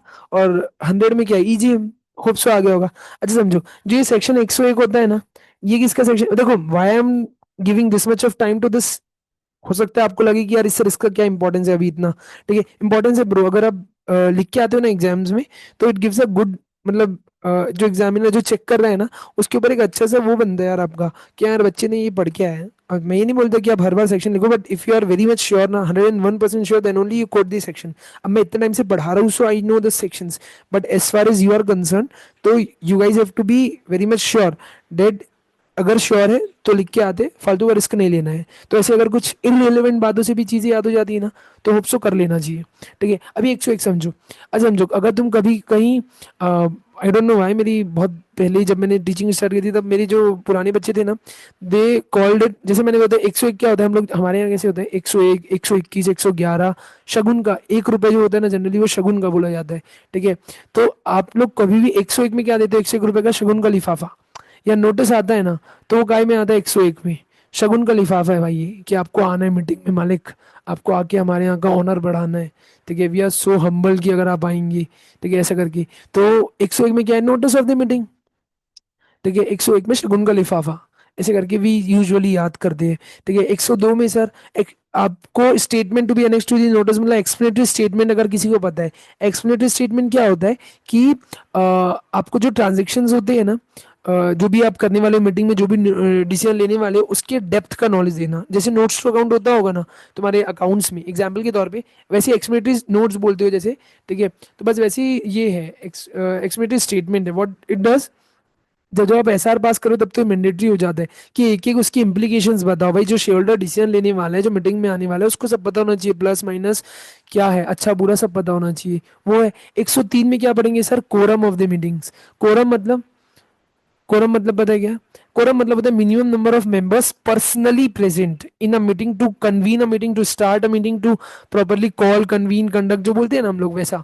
तो एक मीटिंग को अच्छे से चालू करने के लिए और कैरी ऑन करने के लिए ऑल टाइम क्या होना चाहिए हमारे पास, ऑल दी टाइम क्या होना चाहिए, कोरम। कोरम मतलब minimum number of members. Example के तौर पे समझो, मिस्टर एलवी, मिस प्रिया, मिस दिव्या, मिस मीहा, मिस संस्कार, समझो मिस मिस्टर आरवी, ऐसे ऐसे के बहुत सारे लोग हैं समझ में आ रहा है हमारे कंपनी में। तो कम से कम, जैसे एग्जांपल के तौर पे इसमें एक लिमिट है, मैंने बोला जब तक ये तीन लोग, कोई भी तीन लोग नहीं प्रेजेंट होंगे ना मीटिंग में, तब तक मेरी मीटिंग चालू नहीं होगी। तो that is called as a quorum. ठीक है, तो कोरम होना चाहिए। फिर क्या होता है सर, 104 में चेयरमैन आ जाएगा मीटिंग का। भाई मीटिंग चलाने के लिए कोई बंदा होना चाहिए ना, कि वहाँ कोई मच्छी मार्केट ना बन जाए, इट शुड नॉट बी, अब वहाँ पे कियोस्क ना होता चालू हो जाए। ठीक है, तो इसलिए उसको एक प्रॉपरली मैनेज और रेगुलेट करने के लिए वी हैव दिस। नेक्स्ट क्या होता है सर, प्रॉक्सीज। प्रॉक्सीज क्या होता है, एग्जाम्पल के तौर पे समझो ना, तुम्हारे घर में कभी कभी क्या होगा, जैसे आज समझो एग्जाम्पल के तौर पे ऐसा हुआ, तुम्हारे किसी बहुत अच्छे रिलेशंस है। ठीक है, तो अभी एक डेट है समझो, एग्जाम्पल के तौर पे एग्जाम्पल समझ लो 21 नवंबर, कोई डेट है, शादी की डेट है। अब इस दिन ना चार पांच शादी का कार्ड तुम्हारे घर में है, इनविटेशन कार्ड। अच्छा, अपन शादी में जाती क्यों है, तुम्हारा पता नहीं यार। मैं पहले जाता था तो यार, वही तुमको तो पता है अपन किस चीज़ के लिए जाते हैं। ठीक है, तो बस वही। तो 21 नवंबर को समझो बहुत सारे लोगों की शादी है। तो अब तुम्हारा क्या है, अब तुम्हारे नाम से तो कार्ड आएगा नहीं, इनविटेशन कार्ड तुम्हारे घर वालों के नाम से आया होगा। तो अब तुम्हारे घर वाले चारों जगह तो जा नहीं सकते। सो दे डिसाइडेड कि यार दो जगह वो लोग खुद चले जाएंगे और दो जगह तुमको भेजेंगे, तुमको, तुम्हारे भाई बहन को, तुम्हारे हस्बैंड वाइफ को, वॉट एवर। ठीक है, तो you guys have to go. So तुम इनको, अपने घर वालों को रिप्रेजेंट करने जा रहे हो इन लोगों की जगह। तो those are known as proxies. Proxies मतलब आप किसी और की भी, आपने जब मीटिंग अटेंड करने जाते हो तो you are termed as a proxy. ठीक है, फिर है restriction on voting rights. Voting rights हम लोग जैसे 46 47 वगैरह में पढ़ते हैं ना। ठीक है, सेक्शन वगैरह में, वो छोड़ दो वहाँ पे। ठीक है, तो वोटिंग राइट मिलता है इक्विटी वालों को, प्रेफरेंस वालों को। इक्विटी वालों को हर जगह मुंह उठा के वोटिंग राइट मिलता है, प्रेफरेंस वालों को हर जगह वोटिंग राइट नहीं मिलता है। उन्हीं जगह पे वोटिंग राइट मिलता है जहाँ पे उनके शेयर्स, इंटरेस्ट जहाँ पे उनका डायरेक्टली अफेक्ट हो रहा हो, जैसे वाइंडिंग अप के मैटर्स हो गए, या ऐसे ऐसे कुछ कुछ मैटर्स होते हैं, शेयर कैपिटल का रिडक्शन, ये सब के मैटर्स के ऊपर उनको वोटिंग राइट्स मिलता है। तो रेस्ट्रिक्शन लगाया जा सकती है किसी की वोटिंग राइट के ऊपर में, इन जनरल हाँ या इन जनरल नहीं, वो हम लोग पढ़ेंगे। फिर वोटिंग के कुछ तरीके हैं। तो ये वाला जो पूरा सेक्शन है ना, 107 से लेके 110, ये पूरा वोटिंग को डील करता है। तो vote by show of hands, vote by poll, vote by electronic means और पोस्टल बैलॉट, ये चार तरीके हैं कंपनी में डिसीजन वोटिंग के थ्रू लेने का। ये चार वोटिंग है, तो ये पूरा एक बंच हो गया इसका। फिर ये थोड़े से भारी सेक्शंस है, जैसे कि 101 सर्कुलेशन ऑफ मेंबर्स रेजोल्यूशन, 112 113 तो एकदम इजी है, 114 इजी है, 115 कभी कभी बच्चों को थोड़ा सा फंसा देता है, बाकी कुछ नहीं है, बाकी सब इजी है। 101 18 थोड़ा सा लेंदीएस्ट बोल सकते हो, बाकी कुछ भी नहीं है, बाकी एवरीथिंग इज इजी। तो इतना सब कुछ अभी हमको पढ़ना है। So let's back on the topic. 96 से पढ़ते हैं अभी हम लोग। ठीक है, आज कवर करते हैं जितना होता है, फिर will meet on the next lecture and will do the next. ठीक है, आज के आज तो ये होने से रहा। चलो, तो annual general meeting I hope समझ में आ रहा होगा, मजा आ रहा होगा। ठीक है, तो लिखा है एजीएम क्या बोलता है सर, हर कंपनी एकदम अच्छे से लॉजिकली समझना है। देखो, इसको ना थोड़ा सा प्रैक्टिकल क्वेश्चन के तौर पे भी आ सकते हैं, प्रैक्टिकली लाइफ में बहुत काम आएगा ये प्रोविजन तुमको। तुम्हारा बोर्ड ऑफ डायरेक्टर तुमको पूछेगा ना कि bro a mister C A mister C M A mister C S, मुझे बताओ ना ये कैसे कैसे होगा, मीटिंग का ड्यू डेट क्या होगा, तो you guys have to explain them. तो लिखा है एजीएम के बारे में क्या हो रहा है, हर company other than OPC. OPC को क्यों नहीं सर, देखो मीटिंग का मतलब क्या होता है, दो लोगों की मिट हो रहे हैं। आज समझो अगर मैं किसी को मिलने जा रहा हूँ मीटिंग में, तो कोई एक सामने वाला बंदा बंदी होनी चाहिए ना। मीटिंग का भी मतलब वही है। अब मैं अकेला यहाँ बैठा हूँ, सामने में भी मैं वहां जा रहा हूँ, मैं यहाँ बैठ रहा हूँ, मैं वहां बैठ रहा हूँ, अपने से ही बात करूँ तो लोग पागल बोलेंगे। तो मीटिंग ओपीसी में तो वैसे भी एक मेंबर होता है मैक्सिमम और मिनिमम, समझ में आ रहा है।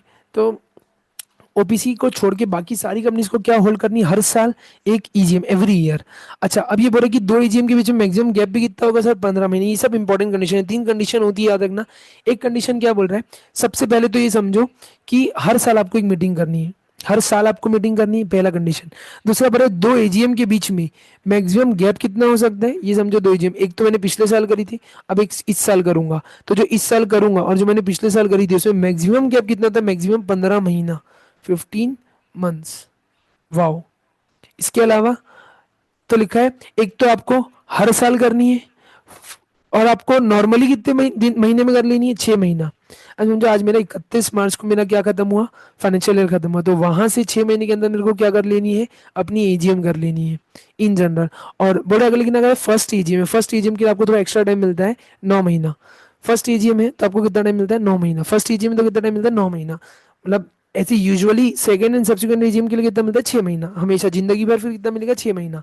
लेकिन अगर आपका फर्स्ट एजीएम है तो आपको कितना मिलता है? 9 मंथ्स फ्रॉम द आपका जो भी ईयर एंड हो रहा है वहां से, और 6 मंथ नॉर्मल केसेस में। समझ में आ गया? अरे सर एक बार पूरा पूरा बताओ ना, मेरी बात समझो। Let's come back on the topic. मैं क्या बता रहा हूँ, इधर आओ। अभी हम लोग किसका डिस्कशन कर रहे? ए जी एम का डिस्कशन कर रहे। तो एजीएम तो क्या बोल रहे हैं? एवरी ईयर होनी चाहिए। ठीक है सर, समझ में आ गया, एवरी ईयर कर लेंगे। दूसरा, मैक्सिमम गैप कितना होना चाहिए दो एजीएम के बीच में? 15 मंथ्स के ऊपर नहीं जाना चाहिए।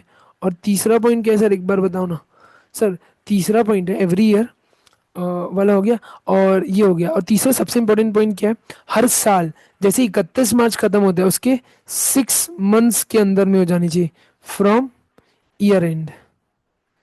ठीक है, तो जहां से भी आपका ईयर एंड हो रहा है ना, वहां से 6 महीने के अंदर आपकी एजीएम होनी चाहिए। मैक्सिमम गैप दो एजीएम के बीच में 15 महीना हो सकता है, और एवरी ईयर की एक एजीएम तो होनी ही चाहिए। तो ये तीनों चीज देखने के बाद ही आप क्या निकालते हो? ड्यू डेट ऑफ एजीएम, मतलब इस तारीख तक के तो एजीएम आपकी हो जानी चाहिए, ये आप कैलकुलेट करते हो। ठीक है। और सर एक्सटेंशन मिल सकता है क्या? देखो, फर्स्ट एजीएम के केस में एक्सटेंशन नहीं मिलता है, सेकंड सब्सिक्वेंट के केस में मिल सकता है मैक्सिमम 3 महीने का एक्सटेंशन। उसके लिए भी टर्म्स एंड कंडीशंस होती है। एक्सटेंशन मतलब अगर हम लोग 6 महीने में नहीं कर पा रहे, ठीक है, तो we can go to the ROC and माफी मांग सकते हैं कि मालिक हमारे से ऐसा ऐसा हो गया, हमारे साथ ये सब्सिशन क्लॉज है, हमारे से भूल चूक हो गई, हमारे पास सफिशिएंट रीजन है, can you please allow us to hold the AGM within so date, या आप जो बोलेंगे हम लोग उसमें मान लेंगे, अभी हम लोग नहीं कर पाएंगे। तो if they are happy, if they are satisfied, they will allow us. तो ये देखो लिखा एक्सटेंशन फर्स्ट एजीएम में तो मिलता नहीं है, लेकिन सब्सिक्वेंट एजीएम में कितना मिल सकता है? 3 महीने, किसी ज़्यादा का नहीं मिलेगा। फिर लिखा है सर एजीएम कब होगी? बिजनेस आवर्स में होगी। बिजनेस आवर्स में होता है 9 से 6, समझ लो ये 9 से 6। समझ में आ रहा है? ठीक है। और इसके अलावा है नेशनल हॉलीडे। ठीक है, national holidays, on national holidays नहीं हो सकती। समझ में आ रहा है? अदर देन, वो लिखा ना on national holidays other than, मतलब on other than national holidays, वो इधर का उधर हो गया है। ठीक है, थोड़ा सा टाइपिंग का मिस्टेक हो गया है, तो वो इधर उधर हुआ है, नेशनल हॉलीडेज के में नहीं हो सकती। फिर क्या सर, कहाँ होगी? या तो रजिस्टर ऑफिस में, या अच्छा समझो, अब मेरी रजिस्टर ऑफिस बहुत छोटी है सर, बहुत पुराना ऑफिस है, बहुत छोटी है, वहाँ पे 5,000 लोग नहीं आ सकते, मेरे पास 5,000 मेंबर्स है। सो आई कैन, जैसे समझो एग्जाम्पल के तौर पे मेरा मुंबई पे ऑफिस है, रजिस्टर ऑफिस, तो मुंबई के अंदर ही within the same city, city town और village, what I can have कोई होटल में, कोई ऑडिटोरियम में, कहीं और में क्या करा सकता हूँ? Any other place in the city town और विलेज, मैं वहाँ पे भी करा सकता हूँ। अच्छा, लेकिन अगर सर कौन सी कंपनी, अनलिस्टेड कंपनी है, तो वो एनी प्लेस इन इंडिया कर सकती है, अगर उसके, ठीक है, सारे मेंबर्स एडवांस में क्या बोल दे कि अलाउ कर दे, इन राइटिंग, वो लोग क्या कर दे, आपको अलाउ कर दे, तो वो कर सकते हैं आप। इसके अलावा सेंट्रल गवर्नमेंट किसी क्लास ऑफ कंपनी को यहाँ की प्रोविजन से क्या कर सकती है? अलग से एग्जाम कर सकती है। होप सो समझ में आ गया होगा। प्लीज़ याद रखना, प्रैक्टिकल क्वेश्चन आएगा, ठीक है, तो प्रैक्टिकल क्वेश्चन करेंगे तो वो समझ में आ जाएगा कैसे कैलकुलेट करते हैं। फिर कैसे ट्रिब्यूनल के पास पावर है, वो खुद भी एजीएम बुला सकती है। हाँ, ऊपर जैसे 96 में आपको बुलाना था, आपने वैसा नहीं बोला, आपने क्या किया? डिफॉल्ट किया, मस्ती कर रहे हो आप। ठीक है, तो ट्रिब्यूनल को गुस्सा आएगा तो वो खुद, या तो मेंबर उसके पास गया कोई, समझे जैसे कि मिस्टर एलवी, ठीक है, वो गए रोते रोते ट्रिब्यूनल के पास, और ट्रिब्यूनल को बोले देखो ना यार, ये एलवी लिमिटेड बुला रही नहीं, आप प्लीज बुला लो। तो ट्रिब्यूनल एक मेंबर के बोलने पे भी बुला सकता है, या खुद से उसको लगता है कि बुलाना जरूरी है, या कोई और डायरेक्शन देना है बुलाने के साथ साथ, तो वो भी दे सकता है। प्रोवाइडेड जो भी डायरेक्शन देगा, वो ये भी दे सकता है कि जनरली मीटिंग के लिए कितने लोग ये, तो कोरम के तौर पे एक लिमिट होती है, अगर एक अकेला आदमी भी आ गया तो भी मैं क्या मान लूंगा?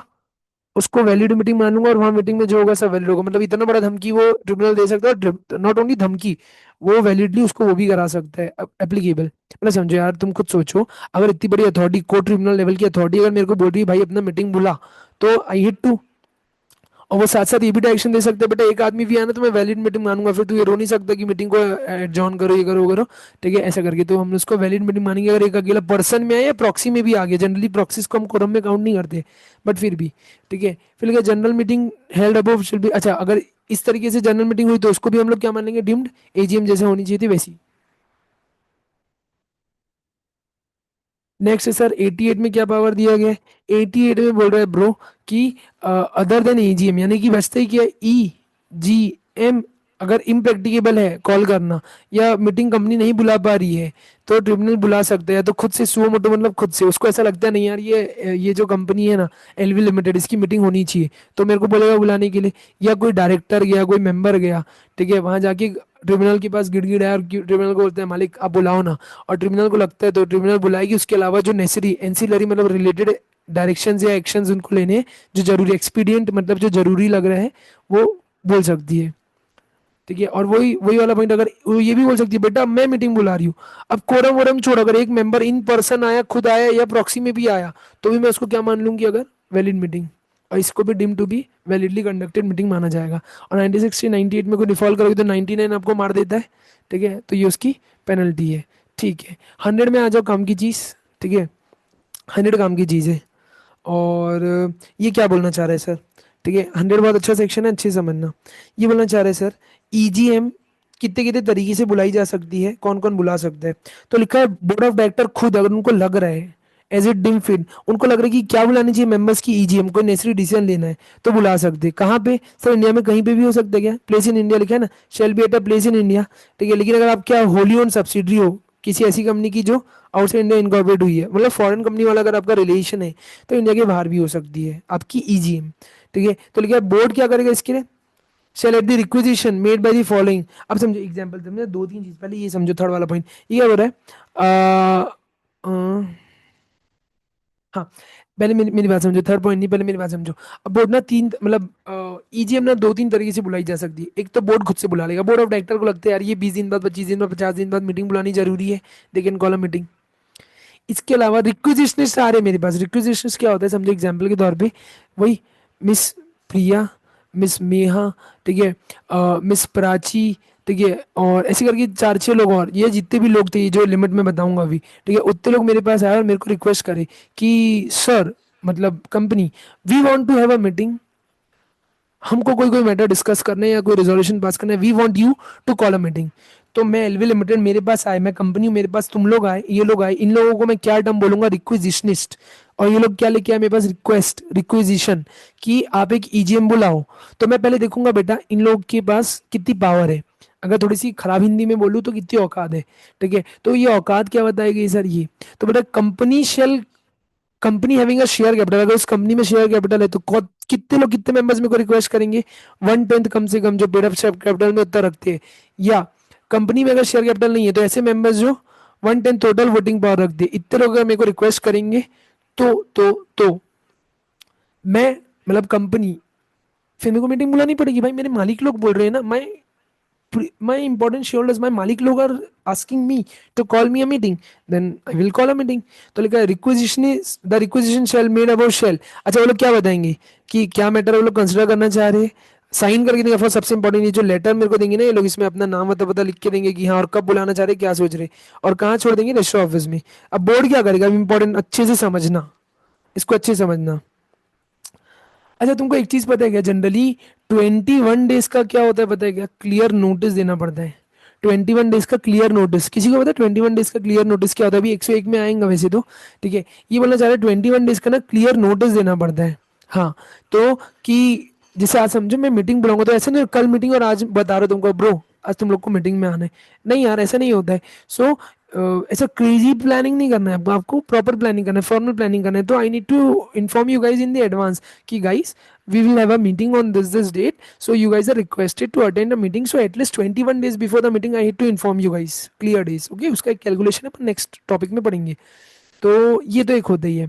आज क्या हुआ, आज समझो वही प्रिया मेहा और ये सारे लोग मेरे पास आए, and this guys are saying कि company, we want to call a meeting, please call a meeting on regard on for us, and we are going to discuss social matters. अब बोर्ड क्या करेगा, पहले तो इनकी औकात देखेगा, उन्होंने ये औकात देख लिया, हाँ यार ये लोग 1/10 में इतना इतना रखते हैं, ठीक है। अब अगर ये रख लिया तो बोर्ड फिर मीटिंग बुलाएगा कितने दिन के अंदर, वो स्टेप्स लेगा, मेरी बात समझना, वो स्टेप्स लेगा। Call for meeting with in 21 days from the receipt of valid requisition. ये रिक्वेजिशन तुम लोगों ने जिस दिन मेरे को दिया, उस दिन के अंदर में हम लोग जो डायरेक्टर हैं, हम लोग को क्या करना है, 21 दिन के अंदर स्टेप्स लेने हैं कि तुम्हारी 45 days के अंदर क्या हो जाए, प्रॉपर मीटिंग बुला ली जाए और हो जाए। समझ में आ रहा है? तो 21 दिन के अंदर समझो हमको तैयारी वारी करके सारे स्टेप्स वगैरह लेने हैं, so that we can have a meeting within 45 days, जहां से तुमने मेरे को क्या दिया था, ये रिक्वेस्ट किया था ना, ये जो लेटर दिया था जहां से वैलिड एक रिक्वेजिशन आया था, उसके 45 days के अंदर क्या हो जानी चाहिए, मीटिंग मैक्सिमम। तो मेरे को 21 दिन के अंदर क्या लेना है, मैक्सिमम स्टेप्स। मेरे को सारी तैयारी करनी है, I had to get ready, had to do everything, ठीक है। तो 21 दिन के अंदर मेरे को स्टेप्स लेने हैं कि मैं 45 days के अंदर क्या कर लूँ, तुम्हारी मीटिंग कर लूँ, ठीक है। So this is all we had to cover. And just a second, okay, एक बार इसको पढ़ो। अच्छा चलो चलो इसको पढ़ लेते हैं अपन, then we will conclude this. तो लिखा है, on the failure of a board to call such meeting, requisitions may themselves. अच्छा समझो 45 days के अंदर तुमने वेट किया, मीटिंग ही नहीं हो पाई, ठीक है। तो अगले 45 days के अंदर तुम क्या कर सकते हो, खुद से मीटिंग बुलाओगे। एग्जाम्पल के तौर पर समझो, अभी ये जो मिस प्रिया, मिस प्राची और इन सब लोगों ने रिक्वेजिशन लेटर दिया था, इज्जत से कंपनी को 110 की पावर रखती है, आप मीटिंग बुलाओ। तो कंपनी को 21 दिन में स्टेप लेने थे कि 45 days में वो क्या कवर कर ले, मीटिंग कर ले। कंपनी ने नहीं किया। समझ में तुमको तो ना 26-28 दिन होंगे ना, उसमें ही तुमको समझ में आ जाएगा कि कंपनी तो मीटिंग नहीं बुला रही है, मतलब कंपनी हमारे साथ वो कर रही है। तो तुम क्या कर सकते हो, खुद से फिर मीटिंग बुलाओगे। सर अभी भी तो हम लोग बुला रहे थे, नहीं अभी तुम लोग रिक्वेस्ट करे थे बोर्ड ऑफ डायरेक्टर को कि गाइस प्लीज हमारे लिए, हम चाह रहे हैं कि you guys call a meeting, valid meeting, and हमारे लिए बुलाओ इतने इतने तारीख को, ये करो। पूरा बुलाते करते कौन, वो लोग। लेकिन अब वो लोग नहीं बुलाए, आपने रिक्वेस्ट किया था ना इज्जत से, वो नहीं बुलाए, तो अब आप खुद से मीटिंग बुलाओगे, यू गाइस, ठीक है। तो आप themselves call a meeting and hold a meeting, कितने महीने के अंदर, 3 महीने के अंदर। 3M लिखा मतलब 3 months। सर भी 3 महीना और क्या हो गया। तो जहां से आपने रिक्वेस्ट करी थी फर्स्ट डे, यानी कि इसके बाद नेक्स्ट 45 days समझ लो। समझ में आ रहा है? 45 कितना होता है, 90 इंटू 3 months, 90 days मतलब 3 months। तो ओवरऑल आपके पास कितना टाइम था, 3 months। मतलब इसके बाद अगर आपने इतने दिन में भी कंपनी ने नहीं बुलाई, तो अगले 45 days में कौन बुला लेगा, हम लोग। या ओवरऑल में देखोगे तो 3 महीना। मेरी बात समझो, मेरे को बस एक चीज बताओ, ये 21 days, ये 45 days और ये 3 months तुमको आया क्या समझ में? अगर आया तो बताओ। मैक्सिमम बच्चों को इसी में डाउट होता है, बताओ मेरे को।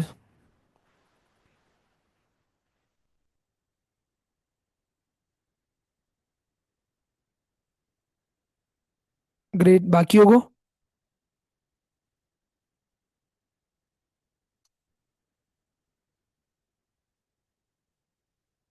जल्दी बोलो जल्दी बोलो।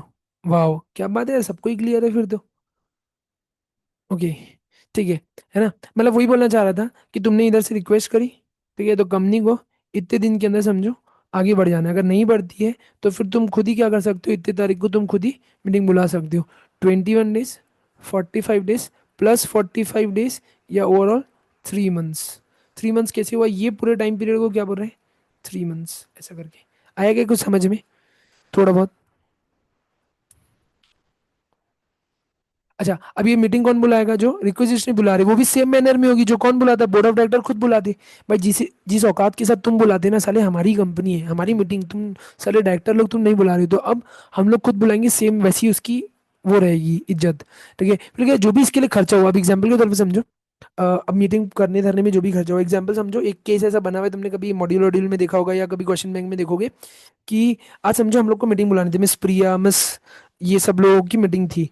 तो बोर्ड ऑफ डायरेक्टर में से एक बंदे थे, समझो एग्जांपल के तौर पे मिस्टर एलवी, उन्होंने ना गेट ही बंद कर दिया, अंदर ही नहीं घुसने दिया, कि ये लोग तो मीटिंग कर ही नहीं पाएंगे अगर मैं इन लोग को इसका एक्सेस ही नहीं दूंगा, रजिस्टर ऑफिस में बैठने का, मीटिंग ही कहाँ करेंगे, भाग जाएंगे। ऐसा कुछ चाह रहा था, ऐसा कुछ, ठीक है। तो इन लोगों ने क्या किया, इन लोगों ने एक होटल हायर करी, ठीक है, उसका कॉन्फ्रेंस रूम लिया और वहां पे मीटिंग किया। सो उसके जो एक्सपेंसेस लगे वो कौन देगा, reimburse to the requisitions by the company, ठीक है। और ये जो भी लगा है ये किससे काटा जाएगा, डायरेक्टर। साले मैं डायरेक्टर था ना एलवी, मिस्टर एलवी ने जानबूझ के गेट बंद किया, हम लोगों ने नाटक किया ना, अभी तो कौन चुका दी, कंपनी। कंपनी फिर मेरी फीस में से, मेरी सैलरी में से इसको काट लेगी। आया क्या, इसके ऊपर एक केस लॉ आ सकता है। आगे तो बताओ।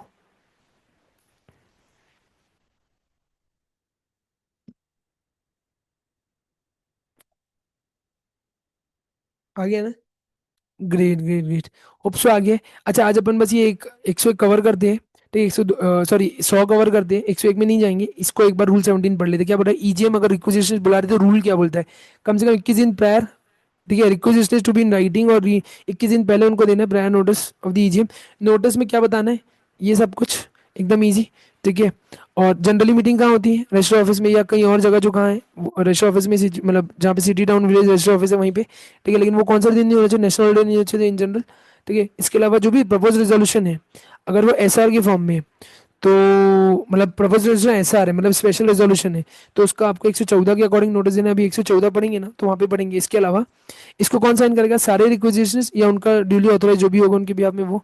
एक्सप्लेनेटरी स्टेटमेंट इंपॉर्टेंट पॉइंट, इसको इंपॉर्टेंट रखना, वेरी वेरी वेरी इंपॉर्टेंट। इसके ऊपर एक बार केस लॉ बना हुआ है, मतलब केस स्टडी बनी हुई है कि no explanatory statement it's to be annexed. Annex मतलब उसके साथ आपको चिपकाना नहीं है, जरूरी नहीं है। मतलब एक्सप्लेनेटरी स्टेटमेंट ईजीएम के साथ आप चाहो तो उसका रीजंस है ना, जो भी प्रपोज रिजोल्यूशन आप मीटिंग में बता सकते हो। एग्जांपल के तौर पे मतलब ये बोलना चाह रहे हैं कि जैसे नॉर्मल मीटिंग बुलाई जाती है तो उसका एक्सप्लेनेटरी स्टेटमेंट कौन चिपका के देता है? Board of director.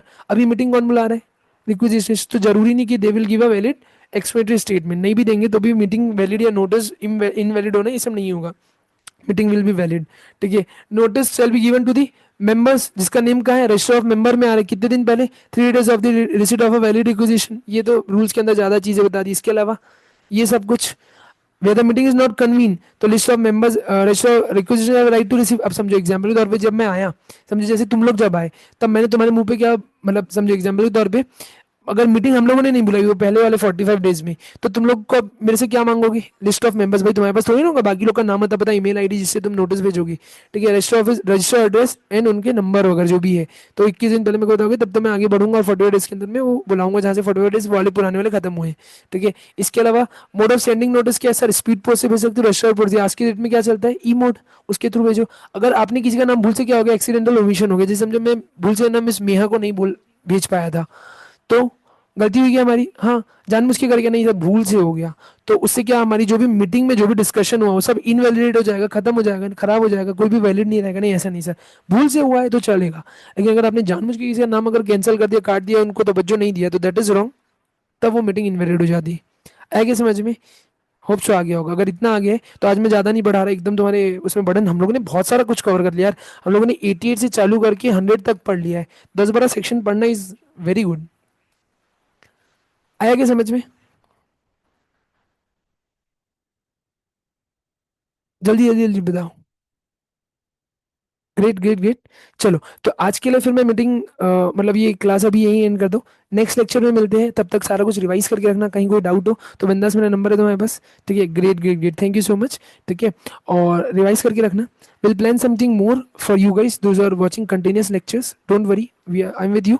ठीक है, we are going to dock it in the next attempt. Examination से नीचे का नहीं सोचना है। 70+ is my target, so is yours. ठीक है, चलो तो आज के लिए इतना रखते हैं। Yes, writing practice. Okay, just अभी कुछ दिनों में रिजल्ट आने वाले, will announce something for writing practice also. It will be very interesting for you guys. Okay, believe me, writing practice is the best thing which I do. और online करेंगे, बहुत मजा आएगा। ओके, चलो आज के लिए इतना रखते हैं, मिलेंगे सेम टाइम सेम जगह नेक्स्ट लेक्चर में। चलो बाय एवरीवन।